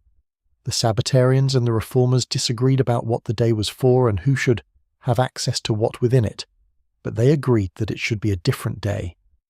That agreement, embedded in law and custom and the slow body memory of an industrial society, outlasted the Victorian era and is still, in its attenuated modern forms, visible in the particular character of a Sunday morning in England. The bells do not ring quite as they did. The shops are open, the factories never close. But something remains of the old agreement that today is different, that today the ordinary forward motion of the week is at least slightly relaxed, that today is Sunday. The Victorian Sabbatarian movement had a profound effect on the Sunday habits of the middle class that went beyond the specific rules it promoted. By making Sunday observance a marker of respectability, by successfully linking the keeping of Sunday properly with the kind of person you were, it created a social technology of considerable power. The middle-class household that kept its Sunday correctly was demonstrating to its neighbourhood not merely its religious conviction, but its whole social character, its orderliness, its self-discipline, its capacity for self-regulation. These were the values that the Victorian middle class prized most highly in itself, and the Sunday was the week's most public occasion for their demonstration. The National Sunday League's campaign for Sunday opening of museums and galleries drew on a set of arguments about class equality that had a particular political resonance in the Victorian era. The League consistently pointed out that the wealthy had access to culture and intellectual stimulation throughout the week. They owned books, they had leisure, they could visit cultural institutions on weekdays when their working-class counterparts were at work. The Sunday closing of the British Museum and the National Gallery was not a neutral observance of a religious principle. It was a structural disadvantage imposed on those whose only free day happened to coincide with the day that cultural institutions were closed. This argument was not only about culture, it was about who the culture belonged to. The political history of the Victorian Sunday laws is a history of compromise between competing interests that all claimed principle as their primary motivation. The brewers lobbied against Sunday closing restrictions in the interest of profit, framed as a defence of working-class freedom. The Sabbatarians lobbied for closing restrictions in the interest of morality, framed as a defence of working-class souls. The working-class organisations that articulated their own position most clearly were caught between these two sets of paternalists, and generally preferred the one that left them more autonomy, which was not always the same one in every context. The Victorian Sunday laws were not the result of a coherent philosophy about what Sunday should be. They were the result of a long negotiation between interested parties who wanted different things, and were willing to describe those things in the language of principle. The 1855 Sunday protests in Hyde Park were led by figures who left almost no historical record, because the protest was a working-class initiative in an era when working-class political action was not extensively documented by those who conducted it. What we know comes from newspaper reports written by observers who did not share the protesters' perspective, and who described the events in the language of disturbance and disorder, rather than political grievance. The crowd that gathered in Hyde Park on 3 successive Sundays in June and July 1855 was not, by most accounts, a violent crowd. It was a crowd that had a specific objection, the closing of the pub, and was making that objection loudly and publicly in the space where the wealthy conducted their own Sunday recreational activities unchallenged. The juxtaposition was the point. The carriages in the park represented a freedom that the protesters were being denied. The Sunday belonged to everyone, or it belonged to no one. The Victorian Sunday's relationship to alcohol is one of the clearest illustrations of the class dimensions of the observance debate. Alcohol was available on Sundays throughout the Victorian era, even during the periods of most restrictive Sunday pub hours. The country house with its cellar of wine was unaffected by any Sunday closing legislation. The middle-class household with its Sunday dinner sherry and its after-dinner port was conducting its Sunday alcohol consumption entirely privately and entirely outside any enforcement mechanism. The Sunday pub hour restrictions affected working-class alcohol consumption specifically, the consumption that happened in public, in commercial premises, in ways that were visible to the enforcers. The Victorian Sunday temperance campaign was not anti-alcohol in any universal sense. It was anti-working-class public alcohol in a form that left middle and upper-class private alcohol consumption entirely alone.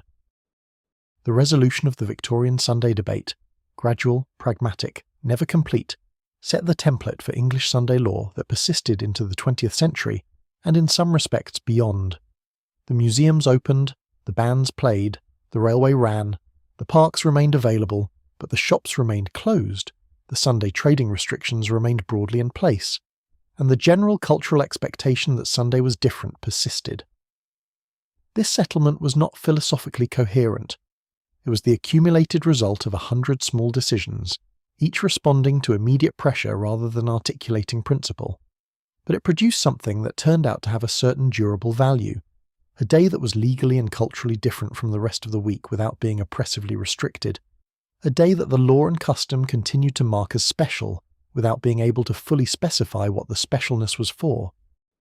The Victorian Sunday's political significance extended beyond the specific debates about museums and public houses and park concerts. It was a demonstration, week after week, that the industrial system had a limit, that the machinery that had organised Victorian working life with unprecedented thoroughness could be made to stop, that the working population was not simply a labour resource available at all times, that there existed a principle, however contested its theological basis, according to which the employer's claim on the worker's time had a weekly boundary. This demonstration had consequences beyond Sunday. The labour movements that won the 8-hour day and the weekend were making arguments whose basic logic had been rehearsed in the Sunday observance traditions. The idea that the worker's time was not entirely owned by capital was an idea that Sunday had been asserting every week for centuries before the trade unions organised it into a secular political demand. The Victorian Sunday in the countryside was a different creature from the urban Sunday in almost every respect. The village church was not a social performance in the way the urban church was.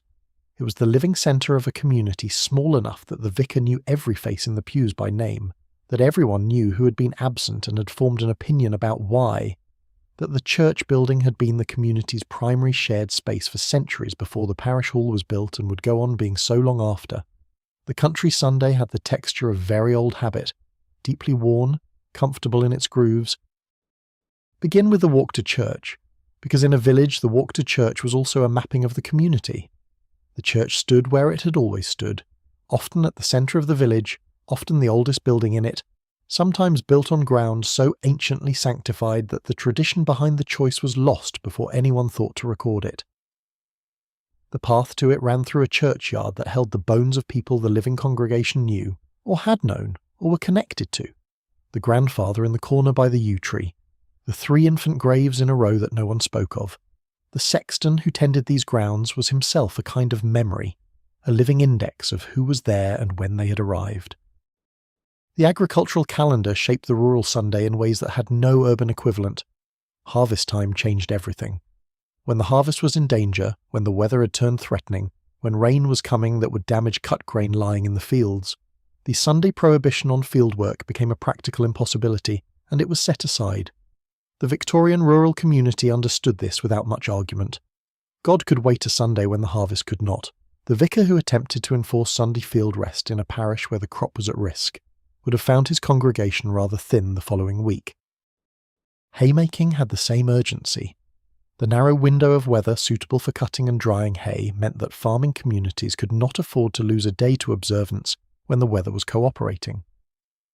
Victorian farming diaries and parish records document the regular occurrence of Sunday haymaking, Sunday harvest work, the quiet and entirely pragmatic suspension of the Sabbath rules when the land required it.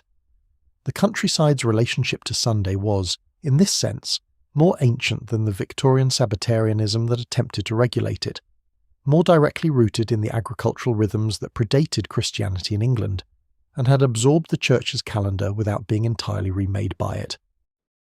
The farm labourer's Sunday, when it was not consumed by urgent seasonal work, had its own particular character. He rose, as always, early. The habit of early rising was too deeply ingrained to release itself simply because the day was different. The animals needed feeding whatever the day. The early morning farm chores, the milking, the feeding, the basic maintenance of livestock, happened on Sunday as on every other morning, with the difference that they were done with a certain expedition, a certain purpose of getting them finished and being free of the rest of the day. The farm labourer who had completed his essential morning work by 8 o'clock and had a full Sunday afternoon ahead of him inhabited a slightly different country from his weekday self. The rural working man's Sunday afternoon in fine weather often meant the allotment or the garden. This was technically a form of labour, and the stricter Sabbatarians objected to it. But the working man who spent his Sunday afternoon growing the food that would feed his family through the winter was not, in any practical sense of the word, sinning. His garden was not commercial. It was not depriving anyone of rest. It was a man working his own ground for his own household survival, which was something that every agricultural tradition in every culture had always done on Sunday, when Sunday was a reasonable day for it. The objection to Sunday gardening was one of the Sabbatarian positions that commanded least popular respect. The village pub on Sunday had a different quality from the urban pub. It was not an escape from crowded tenement conditions, but a natural gathering point for a community spread across several miles of farmland and hamlets. The men who came to the pub on Sunday lunchtime had often walked some distance to get there, and their purpose was as much social as thirst-related. News circulated in the village pub in the way that news always circulates in communities that lack other reliable channels, accumulated, assessed, debated, sometimes distorted, but fundamentally the community's own understanding of what was happening to itself. The village pub on Sunday also served a function that purely urban analysis tends to miss. It was one of the few places in a rural community where men from different social positions mixed on something approaching equal terms. The farmer and his labourer might drink in the same pub, might even stand near each other at the bar, in a proximity that the rest of the week's social distances did not encourage. This was not equality in any formal sense. The social distances were well understood by both parties and were not truly suspended, but the public house had an informal democracy about it that the church, with its rented pews, explicitly did not. The village church on Sunday morning had its own acoustic qualities that anyone who has sat in an old country church in England will recognise. The stone floor, the thick walls, the wooden pews worn smooth by generations of Sunday sittings, the particular cold that stone churches hold in their bones even on a warm day. These produced a sound environment unlike any other. The organ, if there was one, spoke in a voice that resonated differently in a small country church than in a large city one, more intimate, more present, the harmonics carrying further in a smaller space. The hymn singing of a village congregation was a known sound, the familiar voices of familiar people combined into something collective that the rest of the week's individual conversations never quite achieved. The country clergyman's relationship to his parish was not simply ecclesiastical. He was a significant landowner in many cases, a magistrate, an educator, a social arbitrator, and the primary point of contact between the village and the wider world of culture and ideas. Victorian country clergy were not uniformly well educated or particularly devout, but the better ones were both, and their Sunday sermons were often the primary form of sustained intellectual engagement, available to a community that had no library, no lecture hall, and limited access to printed material. The village congregation that heard a good sermon on a Sunday morning was receiving something that went beyond religious instruction. It was in contact, however imperfectly, with the wider world of thought. The annual rhythm of the country Sunday had its own particular events. Harvest Festival Sunday, typically in late September or October, transformed the country church in ways that the rest of the year never quite matched. The church was decorated with the produce of the season. Sheaves of wheat against the walls, marrows and pumpkins at the altar steps, apples and root vegetables arranged on the window ledges, the flowers of the last warm weather mixed with the heavy heads of grain. The smell of a harvest festival church is one of the specific smells of Victorian rural England, autumn vegetation and stone, and the particular sweetness of ripe fruit in an old building. The congregation gave thanks for what the land had produced, and in a community still directly dependent on the harvest for its survival, this was not a symbolic act. Rogation Sunday, the Sunday before Ascension, was another country institution with no real urban equivalent. The tradition of beating the bounds, the parish's ceremonial walk of its boundaries, stopping at significant landmarks to pray and to reinforce in the community's collective memory where the parish began and ended, was an ancient custom that persisted in many rural parishes throughout the Victorian era. The procession that set out from the church after the morning service was both religious and practical, a community confirming its territory, marking the edges of its shared geography, maintaining the living knowledge of where one set of responsibilities ended and another began. The children who were brought along and sometimes bumped against the boundary markers to make them remember the spot were being initiated into the village's physical memory. The country Sunday faded into its evenings with a quality different from the urban Sunday's conclusion. The light going in the late afternoon, the birds settling, the particular quiet of a village after the last movement of the day. This was a quiet that urban England had largely lost, and that the country Sunday still offered. The church bells for evensong sounded across empty fields rather than over rooftops. The walk home from the evening service was through lanes already dark, smelling of the season's vegetation, the stars becoming visible if the sky was clear, the sounds of the farm settling into its night modes.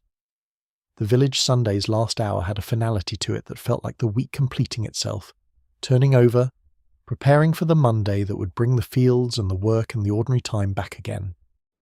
There is something to preserve in the image of a Victorian village Sunday as it came to its end. The lanes quiet, the houses lit from within, the church standing dark and solid against whatever sky the season provided. The community dispersed back into its domestic units after its one day of official collective life. The next Sunday was a week away. The harvest would be assessed and reassessed in that week, the livestock managed, the fields prepared, the money calculated. But that was tomorrow's country. Tonight, the village was still. The bells had stopped. The fire in the parlour was burning down. Whatever Sunday had given and withheld, it was done with its work, and so was everyone in it. The village church's relationship to its community was not merely spiritual in the Victorian era, it was administrative. The Anglican parish was, for centuries before Victoria came to the throne, the basic unit of English local government, the body responsible for poor relief, for road maintenance, for the census of the population, for the registration of births, marriages, and deaths. The Victorian reforms of local government gradually stripped these functions from the church, but the institutional memory remained, and the church's role as the place where the community's official record was kept persisted in the minds of people who had grown up with it. Going to church was not only a religious act, it was a civic one. The Victorian farm labourer's relationship to the countryside he worked through the week was transformed by Sunday into something different. During the week, the fields were his workplace, the site of labour, of physical effort in all weathers, of the relationship between a body and a soil that was demanding and necessary and not at all picturesque. On Sunday afternoon, walking those same fields by a different route, without the urgency of work, those same fields were something else. The labourer who knew his land as a worker knew it in a way that was practical and intimate. He knew where the drainage was poor, where the rabbit runs were, where the soil lightened and the ploughing changed. Walking it on Sunday, he also sometimes knew it as a place of beauty, and this dual knowledge, the working knowledge and the Sunday knowledge, was one of the specific forms of awareness that agricultural life produced. The harvest festival was not only a religious service, it was an accounting. The congregation that gathered in the Harvest Festival church was, in a community still largely dependent on the land's production, a community assessing its situation with the year's result before them. The produce on the window ledges and the altar steps and the floor of the nave was not decorative in any purely aesthetic sense. It was evidence of what the season had given, of whether the calculation of winter provision was going to work, of where the household stood in relation to the months ahead. Gratitude at Harvest Festival was not abstract. It was specific to the size of the turnip and the weight of the sheaf and the question of whether there would be enough. Country churches in Victorian England contained, in their fabric and their contents, a physical record of the community's history that the church community itself was not always fully aware of. The medieval brasses in the chancel floor, worn smooth by centuries of kneeling, recorded the names of people who had prayed in this building 600 years before the current congregation. The hatchments on the wall, the diamond-shaped heraldic boards hung when a local gentry family member died, accumulated across decades into a visual record of the great families who had dominated the parish. The worn stone of the doorway, hollowed by the passage of Sunday hands resting on it as they entered, was a depression made not by any single hand, but by all the hands that had used that door in all the Sundays since the church was built. The Victorian village Sunday had its informal geography, the places where certain people could reliably be found on Sunday afternoon, the routes that certain groups habitually walked, the corners where conversations happened that could not happen in any other setting. This informal geography was not recorded anywhere, and was known only to those who lived within it. The spot where the young men gathered after church, the bench outside the pub where the older men sat in fine weather, the route past the river that the young couples took on Sunday afternoons. These were the village's Sunday topography, as real and as significant as the church path and the churchyard, but invisible to the outsider and unremarkable to those who used them daily because they were simply how the Sunday worked. The Victorian agricultural Sunday's relationship to animals was one that the observance rules had to accommodate without entirely resolving. Animals did not observe the Sabbath. They required feeding, watering, checking, tending on Sunday as on every other day. The farmer who turned out to check his cattle on a Sunday morning was doing the Lord's work whether or not the Lord's Day Observant Society agreed. The milkmaid who milked the cows was not sinning. The shepherd who checked his flock was not in violation of anything the sensible God would have objected to. The Sunday working that the Victorian Sunday laws forbade was commercial labour, was productive labour for profit. The Sunday work of keeping animals alive was something else, and the rural community knew it and gave it its proper place without requiring it to justify itself theologically. The Victorian Village Sunday produced over the century a particular form of communal knowledge that is difficult to describe but was immediately legible to those who possessed it, the knowledge of who your neighbours were across their whole Sunday selves. In a village where everyone went to the same church, ate their dinners at the same hour, walked the same limited landscape in the same afternoon, and sat by the same kind of fires in the same kind of houses, the Sunday produced a shared experience so consistent and so repeated that it constituted a form of understanding that went beyond individual acquaintance. You knew how people moved on Sundays, how they dressed, how they occupied the church path and the lane, how their children behaved. This was not intimate knowledge in the modern sense. It was social knowledge, the knowledge of how a person occupied their Sunday, which was, in a village where Sunday was the week's most public day, the knowledge of a significant portion of who they were. The Victorian country Sunday had its weather in a way that the urban Sunday could not quite replicate.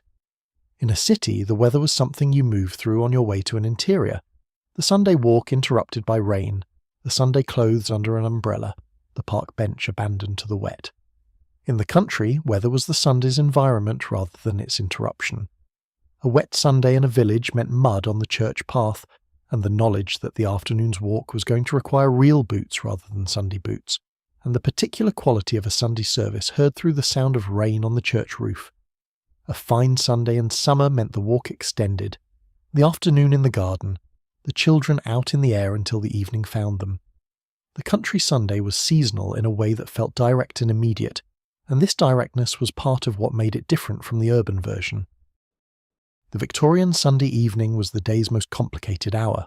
The morning had its church, the midday had its dinner, the afternoon had its walk or its parlour or its quiet. But the evening occupied the uncertain territory between the day's official events and the night, and it was in this space that the Victorian Sunday became most various, most personal, most revealing of what different people actually did with a day that was simultaneously prescribed and genuinely free. For the strictly observant household, Sunday evening meant evensong.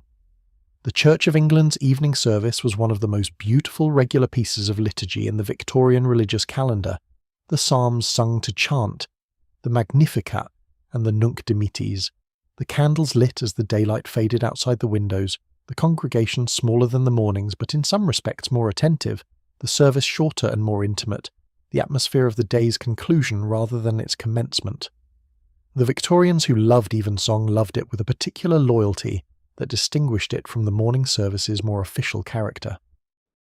The evening service drew a different congregation from the morning one. Those who came twice on Sunday were understood to be the more serious churchgoers. The twice-a-Sunday attendance was a mark of genuine rather than merely social religion. The evening congregation was also, in many churches, younger and somewhat less class-segregated.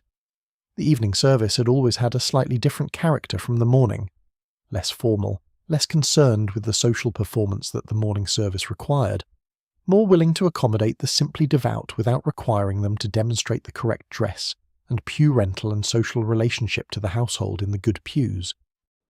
In nonconformist chapels, the Sunday evening service was often more energetically attended than the morning one, and more emotionally engaged. The Methodist tradition of Sunday evening hymn singing and preaching had evolved a form of religious experience quite different from Anglican evensong, participatory, loud, emotionally direct, the congregation contributing rather than receiving. The Sunday evening nonconformist chapel service in a northern industrial town drew people who worked hard all week and needed their Sunday evening faith to be audible, to be felt in the body, to be the kind of communal experience that the individual weekday religion could not provide. The hymn singing in these chapels was a serious art, practiced seriously by choirs that spent their Thursday evenings in rehearsal for the Sunday performance. But for the majority of Victorian households, by the latter part of the century, Sunday evening was spent at home. The range in the kitchen was still warm, the parlour fire was burning low, the children were in bed. The day's visitors had long since gone home. What remained of Sunday was the evening's quiet, and what happened in it was whatever the household needed it to be. This was the Victorian Sunday at its most genuinely free, not the freedom of Sunday as officially constructed, but the freedom of a day winding down, its claims mostly discharged, offering what remained of itself for private use. The Victorian Sunday evening reading was different from the afternoons, lighter, or at least that is what the diaries suggest. The serious improving book that had occupied the afternoon gave way, in many households, to something more comfortable. Letters were written or finished. The week's correspondence was organised. In households where the week's periodicals arrived on a Saturday, Sunday evening was when they were read. The Victorian periodical press was enormous, producing weekly and monthly publications on every subject from gardening to politics to religion to fiction, and reading the week's illustrated London News or Chambers Journal or Household Words was a form of Sunday evening entertainment that was not quite secular enough to be prohibited, but was certainly not strictly religious. Music returned in the Sunday evening. The piano, if the household had one, might be played again, the same hymns as the afternoon, or something quieter, a single voice accompanying itself rather than the family chorus of the earlier hours. The Victorian Sunday evening song at the piano had a different quality from the afternoon's family singing. It was more private, more intimate, less performance, and more simply the pleasure of music for its own sake. A woman playing hymns alone at the piano after the household had gone to bed was doing something that resists neat categorization as either worship or recreation. It was simply music, late on Sunday, the sound of the day completing itself in the way that came most naturally to the person playing. In some households, the Sunday evening was the week's only time for extended family conversation. The working week's demands had filled the weekday evenings with fatigue and the scattered requirements of domestic management. The Saturday evening had its own character, preparation for Sunday, the boots and the marketing and the early night. But the Sunday evening, with the day's official events behind it and the week not yet begun, sometimes opened a space for the kind of conversation that other evenings crowded out. The Victorian diary writers who recorded their Sunday evenings sometimes noted this quality. A slower, more considered exchange, the kind that required time rather than energy, that the Sunday evening's particular leisure made possible. The subject of what the Victorians discussed on Sunday evenings is a window into what was really on their minds beneath the week's practical concerns. Letters and diaries record conversations that ranged across the state of the children's education, the management of the household's finances, the condition of an aging parent, the merits of moving to a different house, the growing conviction that the eldest son had chosen the wrong profession, and also the question that the Sunday itself had raised, however inadvertently. The question of what was believed, really, at the deepest level, about God and death, and what came after.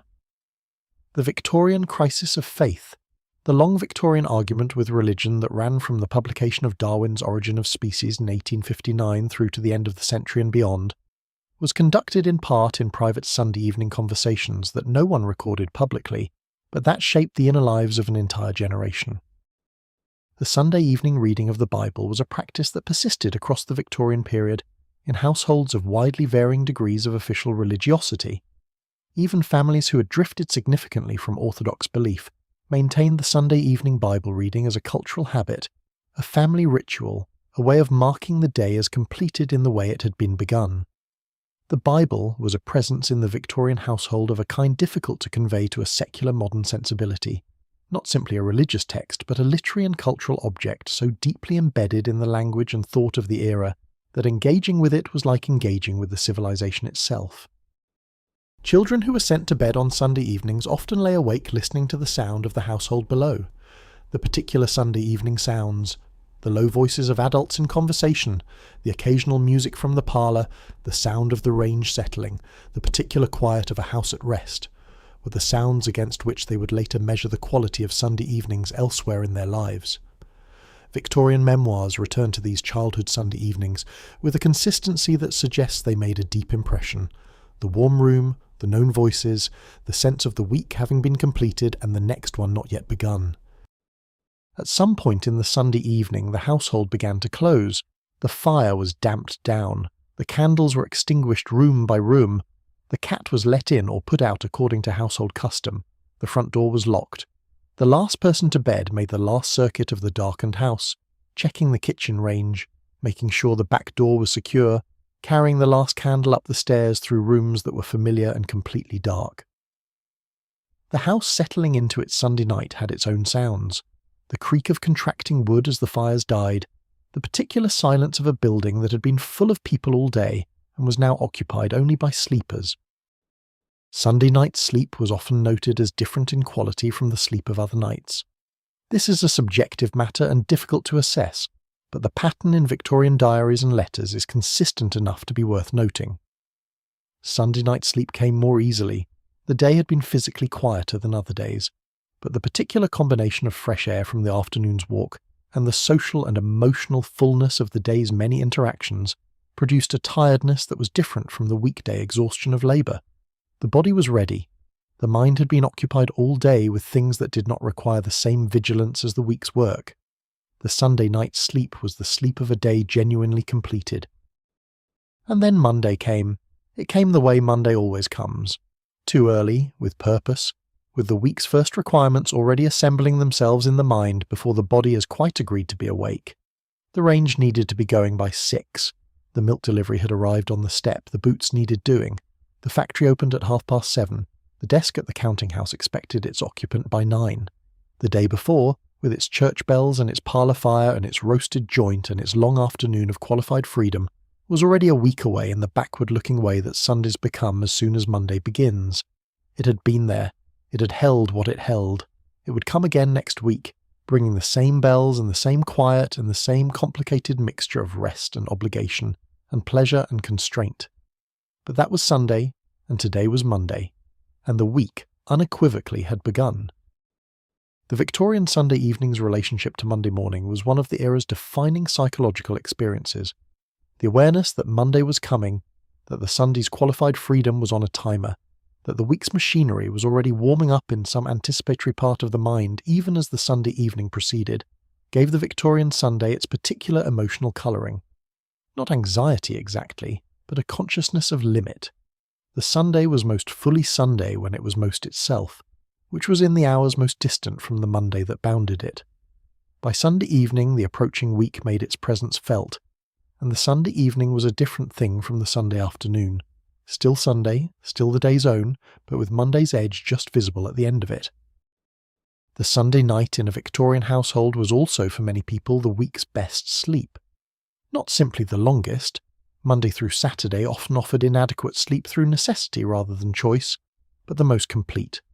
A body that had spent the day in relative physical rest, that had eaten a substantial dinner, that had walked in fresh air in the afternoon, that had sat by a fire in the evening and been warm throughout. This was a body prepared for sleep in a way that the bodies of the weekday evenings were not.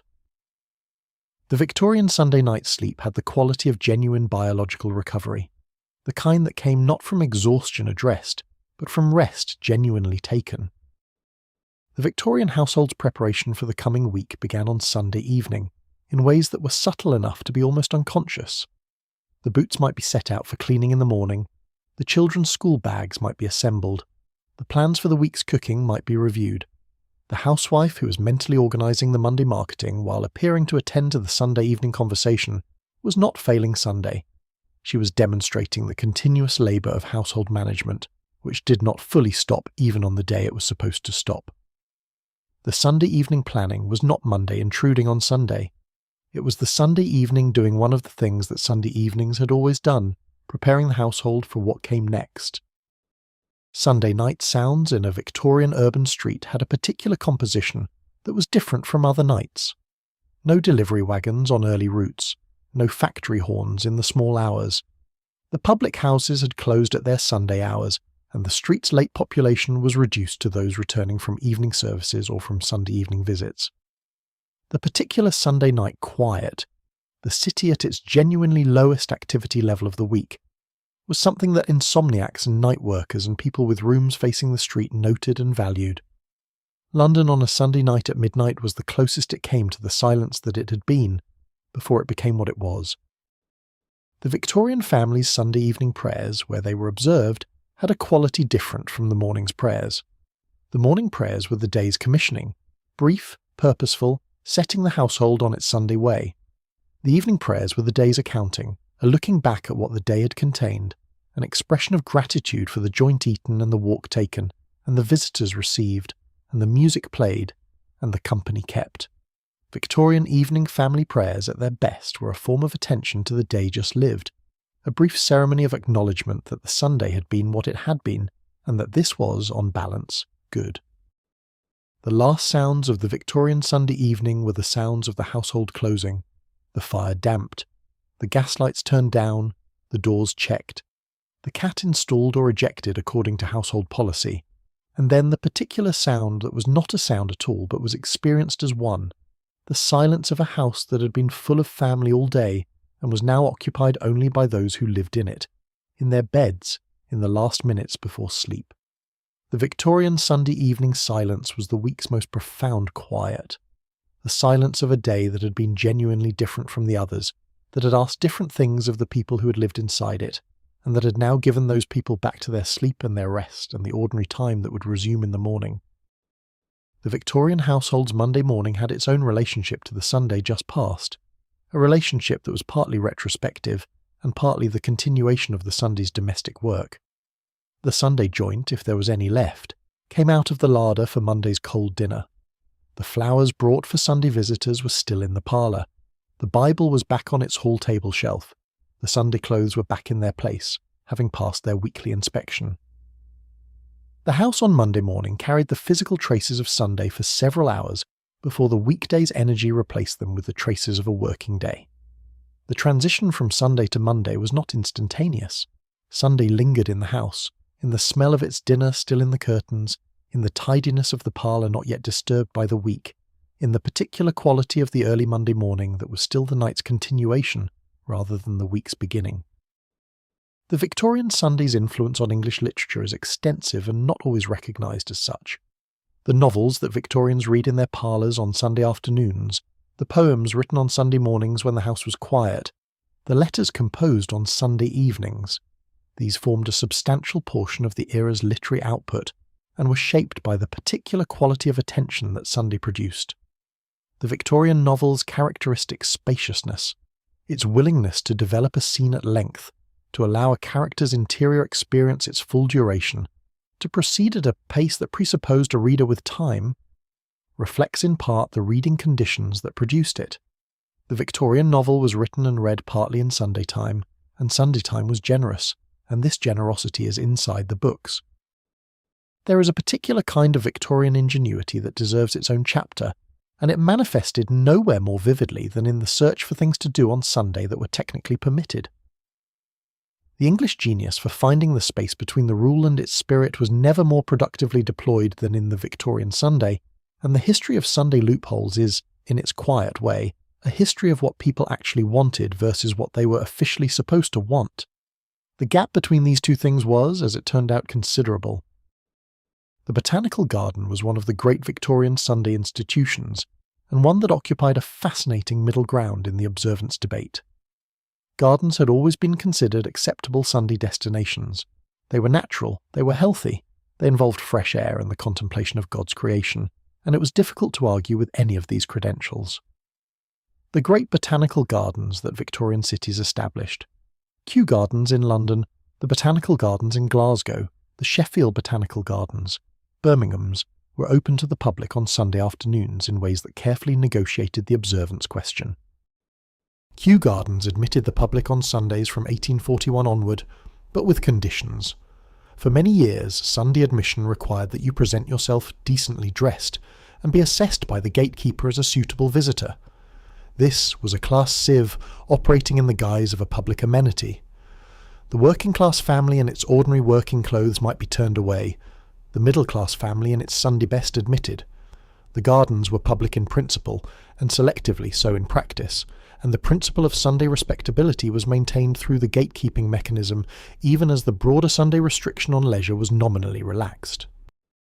As the century progressed, the Sunday Botanical Garden became more genuinely democratic, and the experience it offered was genuinely extraordinary. Kew in full summer, on a Sunday afternoon, with the great glass houses open, and the herbaceous borders in their best performance, and the meadow under the trees full of families on picnic rugs. This was one of the Victorian Sunday's most generous provisions, a world-class scientific and horticultural institution freely available to anyone who could get there on a Sunday afternoon. The Sunday Tube extension to Kew in the 1890s made it accessible to a genuinely wide urban population, and the Sunday afternoon at Kew became one of London's beloved institutions. The penny reading was another Sunday loophole institution, and a particularly interesting one. Penny readings were public events at which admission was charged, 1 penny, for an evening of readings from popular literature, poetry, and sometimes music. They were held in church halls, schoolrooms, mechanics' institutes. They occupied the ambiguous zone between education and entertainment that the Victorian reformers were always trying to navigate on behalf of the working class. Were they improving? Yes. They involved literature. Were they entertainment? Also, yes. The best penny readings attracted audiences of hundreds and featured performances of the kind that a modern stand-up comedian might recognise. The penny readings' relationship to Sunday was complicated. Strictly speaking, charging admission for an entertainment on Sunday was prohibited. But penny readings could be framed as educational, as charitable, as something other than a commercial entertainment, and in this framing they sometimes operated on Sunday evenings when nothing else was available. The working-class Sunday evening penny reading, held in a church hall after evensong with the proceeds going to some charitable purpose, was a genuinely widespread Victorian institution by the 1860s and 70s. It served a real need, the need for entertainment that was warm and social and audible, rather than private and domestic, in a time and place that had few other options. The seaside excursion was perhaps the grandest Sunday loophole of all, and it became possible only with the railways. Before the railway, the working-class seaside trip was functionally impossible. The distances involved, the time required, the cost of private transport. After the railway, it became merely expensive, and as competition between railway companies drove fares down through the second half of the century, it became accessible to a widening range of the population. The Sunday excursion train, running special services at reduced fares to coastal destinations on Sunday mornings, was one of the Victorian Railway's most important social contributions. The Sabbatarian objection to Sunday excursion trains was strong and consistent. Railway travel on Sunday was already of questionable propriety. Railway travel on Sunday to the seaside specifically for the purpose of enjoying yourself was considerably more suspect. The Lord's Day Observant Society's objections to excursion trains went beyond the simple question of Sunday labour for railway workers, though that was part of it, and into something more fundamental. The excursion train took working people away from the church, away from the home, away from the approved Sunday institutions, and deposited them at a seaside resort where the temptations were multiple and the supervision was absent. What the excursion train's passengers did when they arrived is well documented from multiple sources, including the newspapers that sent correspondents to observe the phenomenon with a mixture of curiosity and disapproval. They paddled in the sea. They sat on the beach in their Sunday clothes and took them off to a degree that the beach permitted. They ate fried fish and shellfish purchased from beach vendors who had developed a philosophy about Sunday trading that was not dissimilar to the costermongers. They talked to strangers. They ran if they were children. They lay on their backs in the sand and watched the sky, if they were adults who had earned the right to horizontal rest. None of this was obviously sinful. The paddling in the sea might be argued to be improving. Sea bathing was prescribed by Victorian physicians for all manner of complaints. The fresh air was unambiguously healthy. The family gathering at the beach resembled nothing so much as the family gathering at the church in its basic social form. People who knew each other, spending the day together, in good spirits. The Sabbatarians found it difficult to mount an effective argument against the Sunday seaside trip that did not sound, when stated plainly, like simple opposition to the working class enjoying itself. The Mechanics' Institute was another Sunday institution operating in the ambiguous territory between education and recreation. The Mechanics' Institutes, established from the 1820s onward in industrial towns across England, were libraries and lecture halls and reading rooms designed specifically for the working class. They were explicitly educational. Their libraries contained scientific and technical and historical books. Their lectures addressed practical and improving subjects. Their relationship to Sunday was therefore defensible. A working man who spent his Sunday afternoon in the Mechanics' Institute reading room was, by any reasonable definition, improving himself. The Sunday use of Mechanics' Institutes was, in practice, more varied than pure educational improvement suggests. The reading rooms were warm. The newspapers were there. The other men who came were company. The Mechanics' Institute on a Sunday afternoon served some of the same social functions as the public house, without quite the same degree of observable impropriety. Victorian social investigators who visited Mechanics' Institutes on Sunday afternoons found men reading newspapers considerably more than they found men reading improving scientific texts, which was perhaps as it should be. The men who came needed somewhere comfortable to sit, something interesting to read, and company. The Mechanics' Institute provided all three. The most quietly subversive Sunday institution in Victorian England was perhaps the seaside landlady, who served a full Sunday dinner to her boarders. The Sunday dinner prepared by a boarding house proprietress for paying guests was, technically, a commercial transaction on the Sabbath. It was also entirely invisible, conducted within the domestic space of a private house, sustained by the social fiction that the landlady was simply feeding people in her home rather than running a business on Sunday. This fiction was maintained by mutual consent and allowed a significant part of the Victorian leisure economy to continue operating on Sunday under the protection of domestic form. All of these loopholes and evasions and pragmatic accommodations tell us something consistent about the Victorian Sunday that the official debate sometimes obscured. People found a way. The Sunday laws could close the shops, restrict the entertainments, make Sunday a different kind of day. They could not make the people who lived in it not want music, not want company, not want to be outside in decent weather, not want to find a little more pleasure in their one free day than the letter of the Sabbatarian prescription allowed. The Victorian Sunday was genuinely shaped by the laws and customs and social expectations that governed it, but it was shaped equally by the persistent human desire to extract from any given day whatever that day had to offer.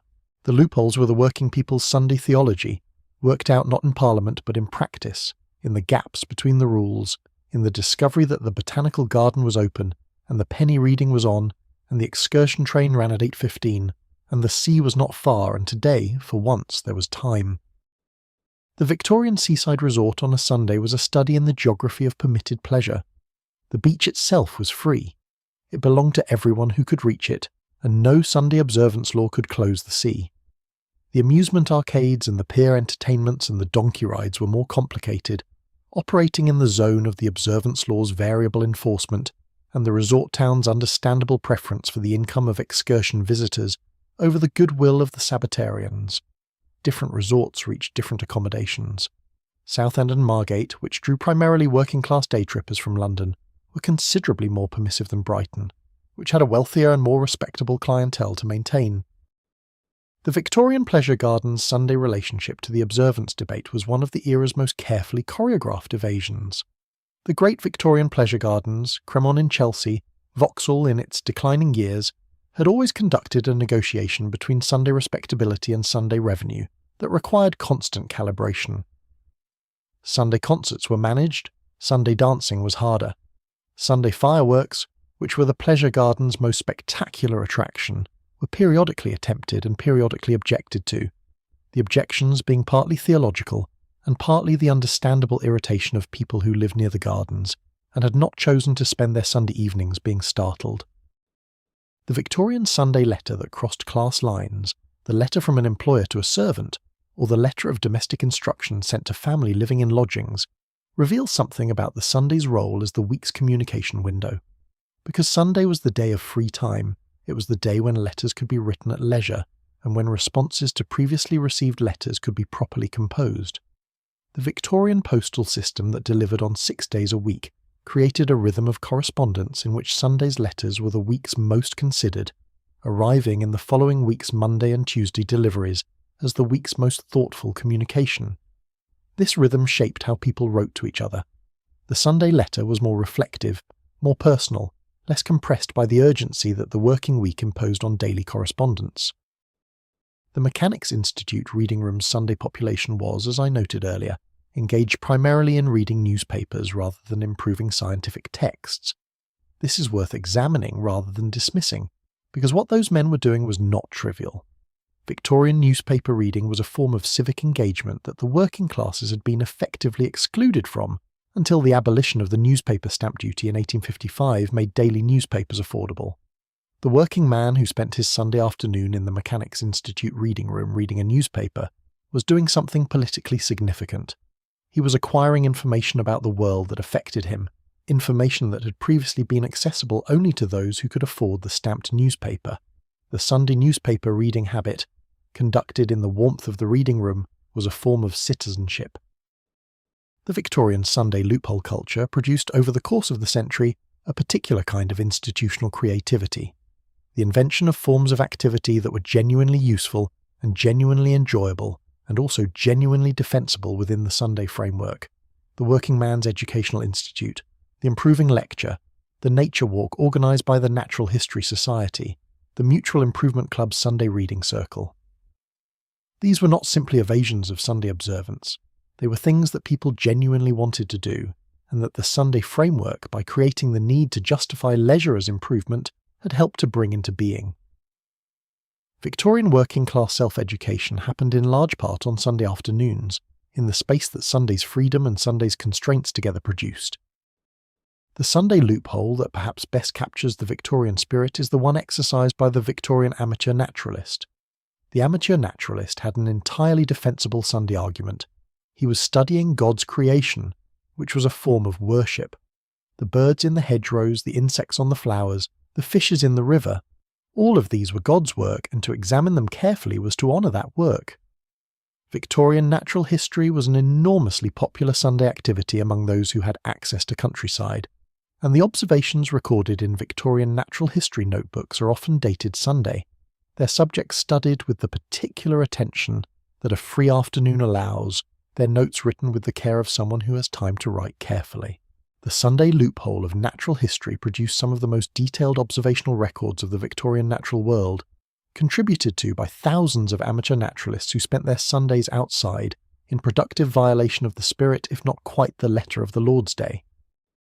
The Victorian Sunday loophole culture also produced a particular kind of social institution, the semi-public gathering at a private address. Because private houses were not subject to the commercial restrictions of the Sunday trading laws, a household that opened its rooms to a significant number of guests for the purpose of an improving lecture or a musical performance was technically not conducting a public entertainment. It was simply having company.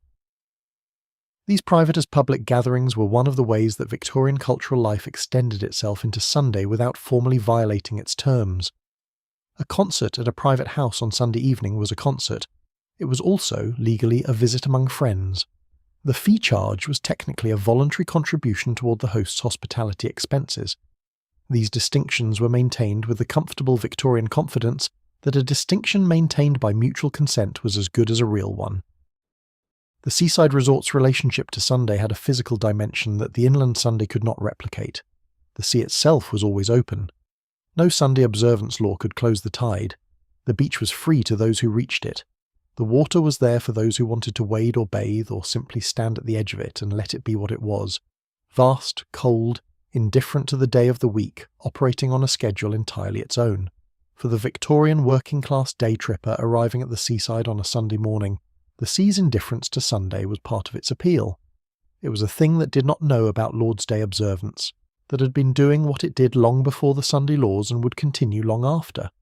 Standing at the edge of it, even in Sunday clothes, even having arrived by excursion train in violation of the strict observer's theology, felt like standing at the edge of something real, which, of course, it was. The Victorian Sunday is over. It ended not with any dramatic moment but through a long, slow erosion that began in the late Victorian period and continued through the 20th century, each decade relaxing one more constraint, opening one more door, allowing one more form of commercial activity that the previous generation had considered impossible to permit. The shops opened on Sundays eventually. The sports events expanded, the cinemas were permitted, the restaurants operated, the television arrived and made the Sunday afternoon differently quiet. Not the Victorian silence of enforced rest, but the modern silence of attention directed elsewhere.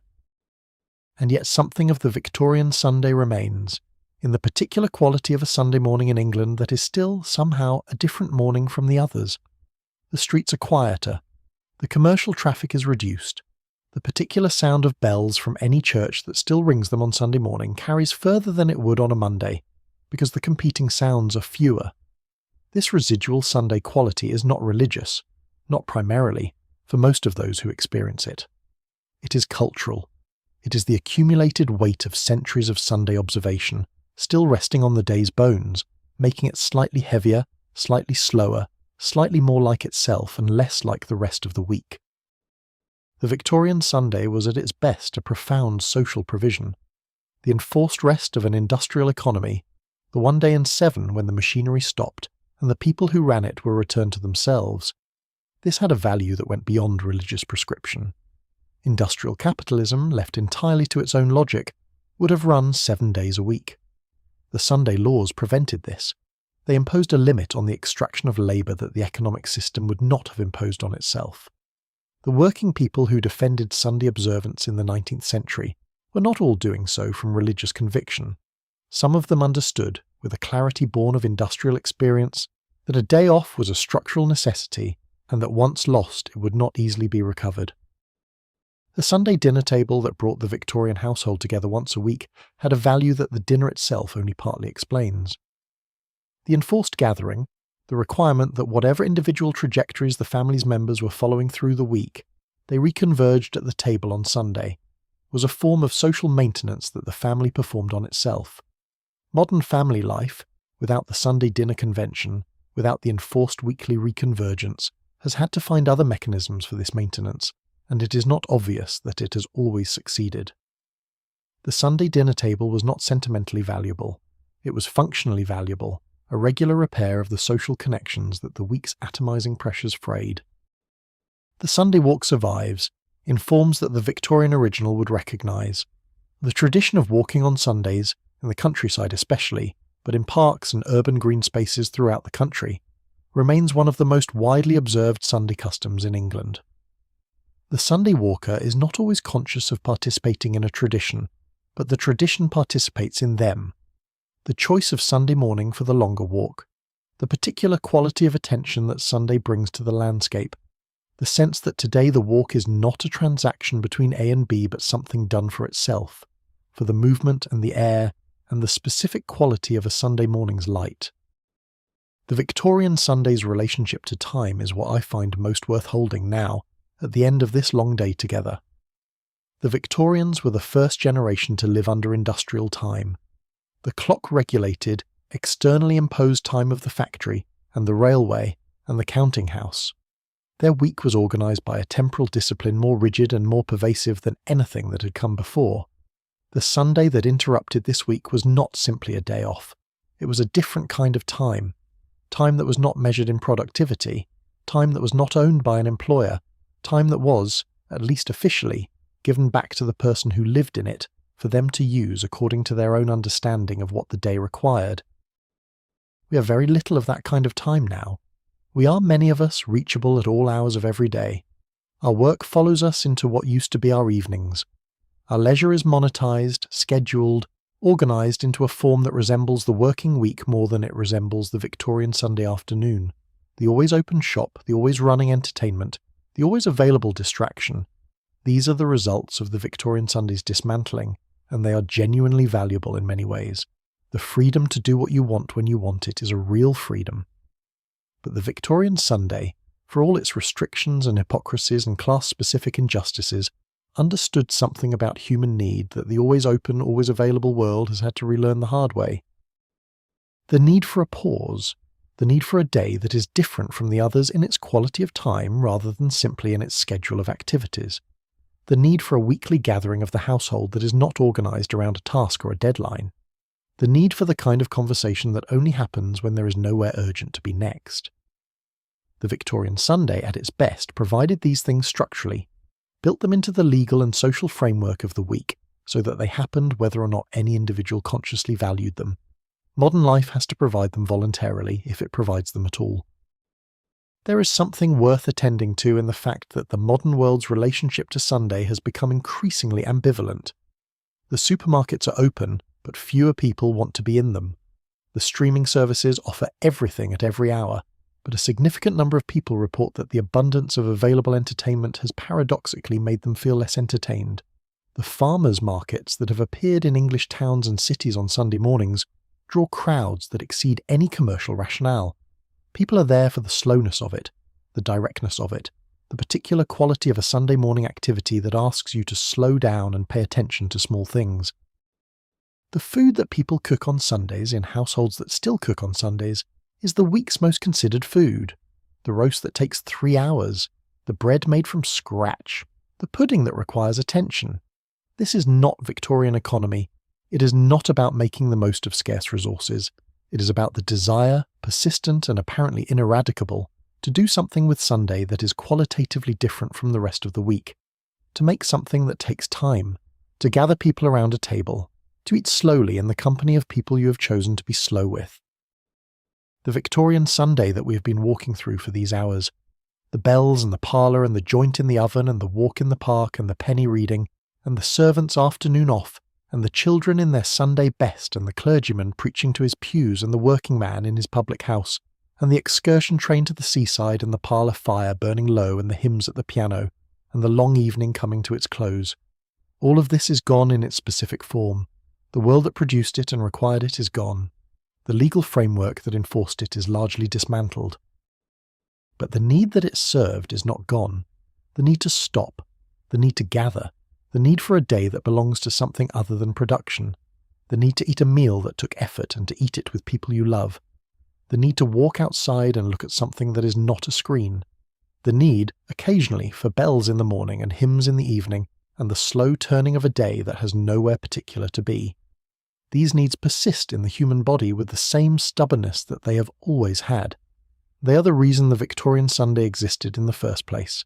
They are the reason that something of Sunday, reduced and changed and stripped of its compulsion, remains in the character of the day. You have been in England for these hours, in a century that is past. You have heard the bells and smelled the joint and walked the Sunday streets and sat in the parlour and watched the fire burn down. You have been in a working-class kitchen and a country house library and a village church and a London park on a Sunday afternoon. The world that held all of this is gone. But the Sunday morning quiet, if you live somewhere that still has it, is the same quiet.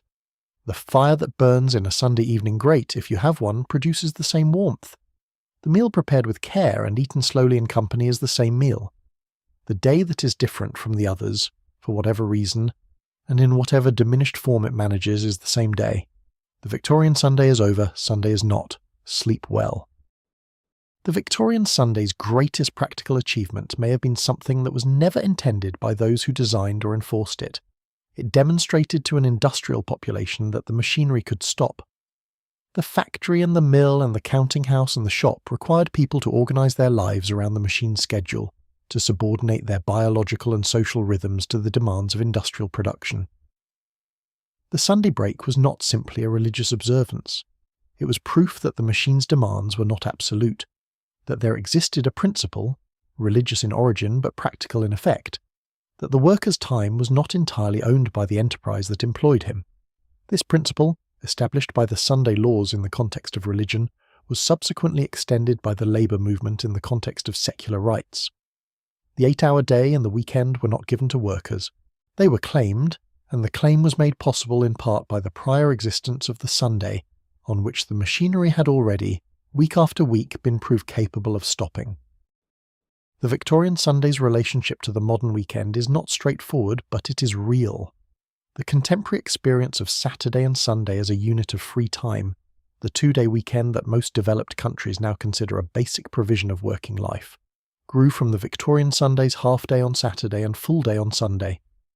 The Saturday half-holiday, which became common in the 1870s and 80s as a concession to the working class's desire for more free time, was itself modelled on the logic of the Sunday, that the working person needed time that was genuinely free, that the commercial and industrial machinery could accommodate this without catastrophe. The modern weekend is, in its deep structure, the Victorian Sunday extended and secularised. The Victorian Sunday's decline is usually described as the result of secularisation, the gradual withdrawal of religious belief from public life, and the consequent loss of religious justification for the day's special status. This is true but incomplete. The Sunday's transformation in the 20th century was also driven by the same consumer capitalism, whose demands the Sunday had originally been designed to interrupt. Once Sunday could be made profitable, once Sunday shopping and Sunday entertainment and Sunday commercial activity became possible and then normalised, the economic argument for keeping the day's commercial character suppressed became harder to maintain against the economic argument for opening it. The secularisation of Sunday and the commercialisation of Sunday were not separate processes. They were the same process viewed from different angles. There is something melancholy about the Victorian Sunday's absence from the modern world that is not simply nostalgia for a past that was harder and less free in important respects. What is missed is not the restrictions but the rhythm. The Victorian Sunday was a weekly pause built into the structure of social life so deeply and so universally that it required no individual decision or personal discipline to achieve. It simply happened. The shops were closed. The machinery stopped. Whatever you were going to do with the day, you were going to do it in the context of its difference. This structural pause, the enforced weekly interruption of the production cycle, is what the modern world has mostly lost, and what people are groping toward when they talk about work-life balance or digital Sabbaths or the need to disconnect. They are trying to rebuild individually, through effort and decision and discipline, what the Victorian Sunday provided structurally, automatically, without anyone having to try. The legacy of the Victorian Sunday in English culture is visible not only in the diminished but persistent Sunday quiet that remains, but in the food culture that grew around it. The English Sunday roast is one of the most durable Victorian domestic institutions in active use. The joint in the oven, the potatoes roasting, the family gathered at the table for the week's most substantial meal. This tradition survived the dissolution of its Sunday legal framework, survived the changes in working patterns that removed the other Victorian Sunday institutions, and persists in the 21st century as perhaps the single most widely observed Victorian domestic custom, still in regular practice. The Sunday roast is the Victorian Sunday's most concrete inheritance, the one that has proven too delicious and too socially useful to be given up even as everything else around it changed. The Victorian Sunday, finally, was an experiment in social time management that told us something true about human need. The experiment was impure, coercive, class-specific in its application, religiously motivated in ways that could not be universalized, full of the contradictions that the Victorian social order embedded in everything it touched. But the basic insight was correct. People need a day that is different from the other days. They need a weekly pause in which the normal forward motion of production and consumption and obligation is suspended, even briefly, even imperfectly. They need the bells and the dinner and the walk and the fire and the long, slow evening. They need, in whatever form the era provides it, their Sunday. The Victorians built theirs with law and custom and the slow weight of centuries of practice, and it lasted in its full form for a surprisingly long time. Its ghost remains, diffuse and diminished, in the particular quality of a Sunday morning that is still, even now, slightly different from the others. The day knows what it was. It has not entirely forgotten. The Victorian Sunday's religious character, stripped back to its essential form, was not primarily about theology. It was about attention. The church service, whatever one believed about its content, imposed a period of sustained attention on something other than the self's immediate needs and preoccupations. The sermon, however good or bad, was a sustained argument to which attention was due. The hymn, sung together, required the self to submerge briefly into the collective voice. The prayer, said in common, was an exercise in directed attention towards something acknowledged as larger than the individual. Whether these acts produced genuine spiritual experience depended on the person doing them. But the practice of sustained attention, of deliberate pause from the self's ordinary noise, was a real thing that the Sunday service reliably provided. The Victorian who left church no more believing than he entered had still for 90 minutes been somewhere other than inside his own head. What the Victorian Sunday gave that no other day of the week could quite replicate was the experience of time slowing. Not actually slowing, the clock moved at the same rate on Sunday as on Monday, but the perception of time as less pressured, as available for inhabiting rather than moving through, was real. The Victorian who walked slowly in the park on Sunday afternoon was experiencing a relation to time different from any other moment of the week. The fire that burned in the Sunday evening parlour without urgency was time made visible and warm. The hymn that stretched across several stanzas in a stone church was time given a particular shape and then released. The Sunday was, among all its other things, a weekly practice in the experience of time as something other than a resource to be consumed. This is a practice that the modern world has almost entirely lost, and its loss is felt in ways that the people who feel it cannot always name. If you're still here, you have spent a long time in the Victorian Sunday. You have earned a rest that is entirely your own, with no bells required, no church path to navigate, no joints to put in the oven. Just this, just the quiet of wherever you are, and the sound of nothing particular, and the slow settling of the day. Let the Victorian streets grow quiet now, the footsteps on the cobblestones fading, the parlour fire burning down to its last warmth, the children in bed, long since, the hymns from the evening service fading through the memory of the walk home, the melody holding a little longer than the words. The house is still. The week is not here yet. Whatever Monday holds is still on the other side of sleep. For now there is only this, the warm and the quiet and the particular human peace of a day that has been completed. The bell stopped hours ago. The Sunday is over. There is nothing left for it to ask of you. Let the Victorian evening settle around you. The smell of coal smoke long since absorbed into the walls, the sound of the range cooling in the kitchen below, a cat somewhere, or the memory of one, the house that knows you, even in the dark. The week will come, it always comes, but it is not here yet. Sleep now. The day was long and full and good. Rest is exactly what it was made for. Thank you so much for watching. If you enjoyed this sleep story, please consider leaving a like and subscribing to the channel. It really helps us keep making more content. See you in the next one. If you liked this video, let me know where in the world you're watching from and what time it is. I'm always curious about that. And if you have a suggested topic, feel free to leave it in the comments.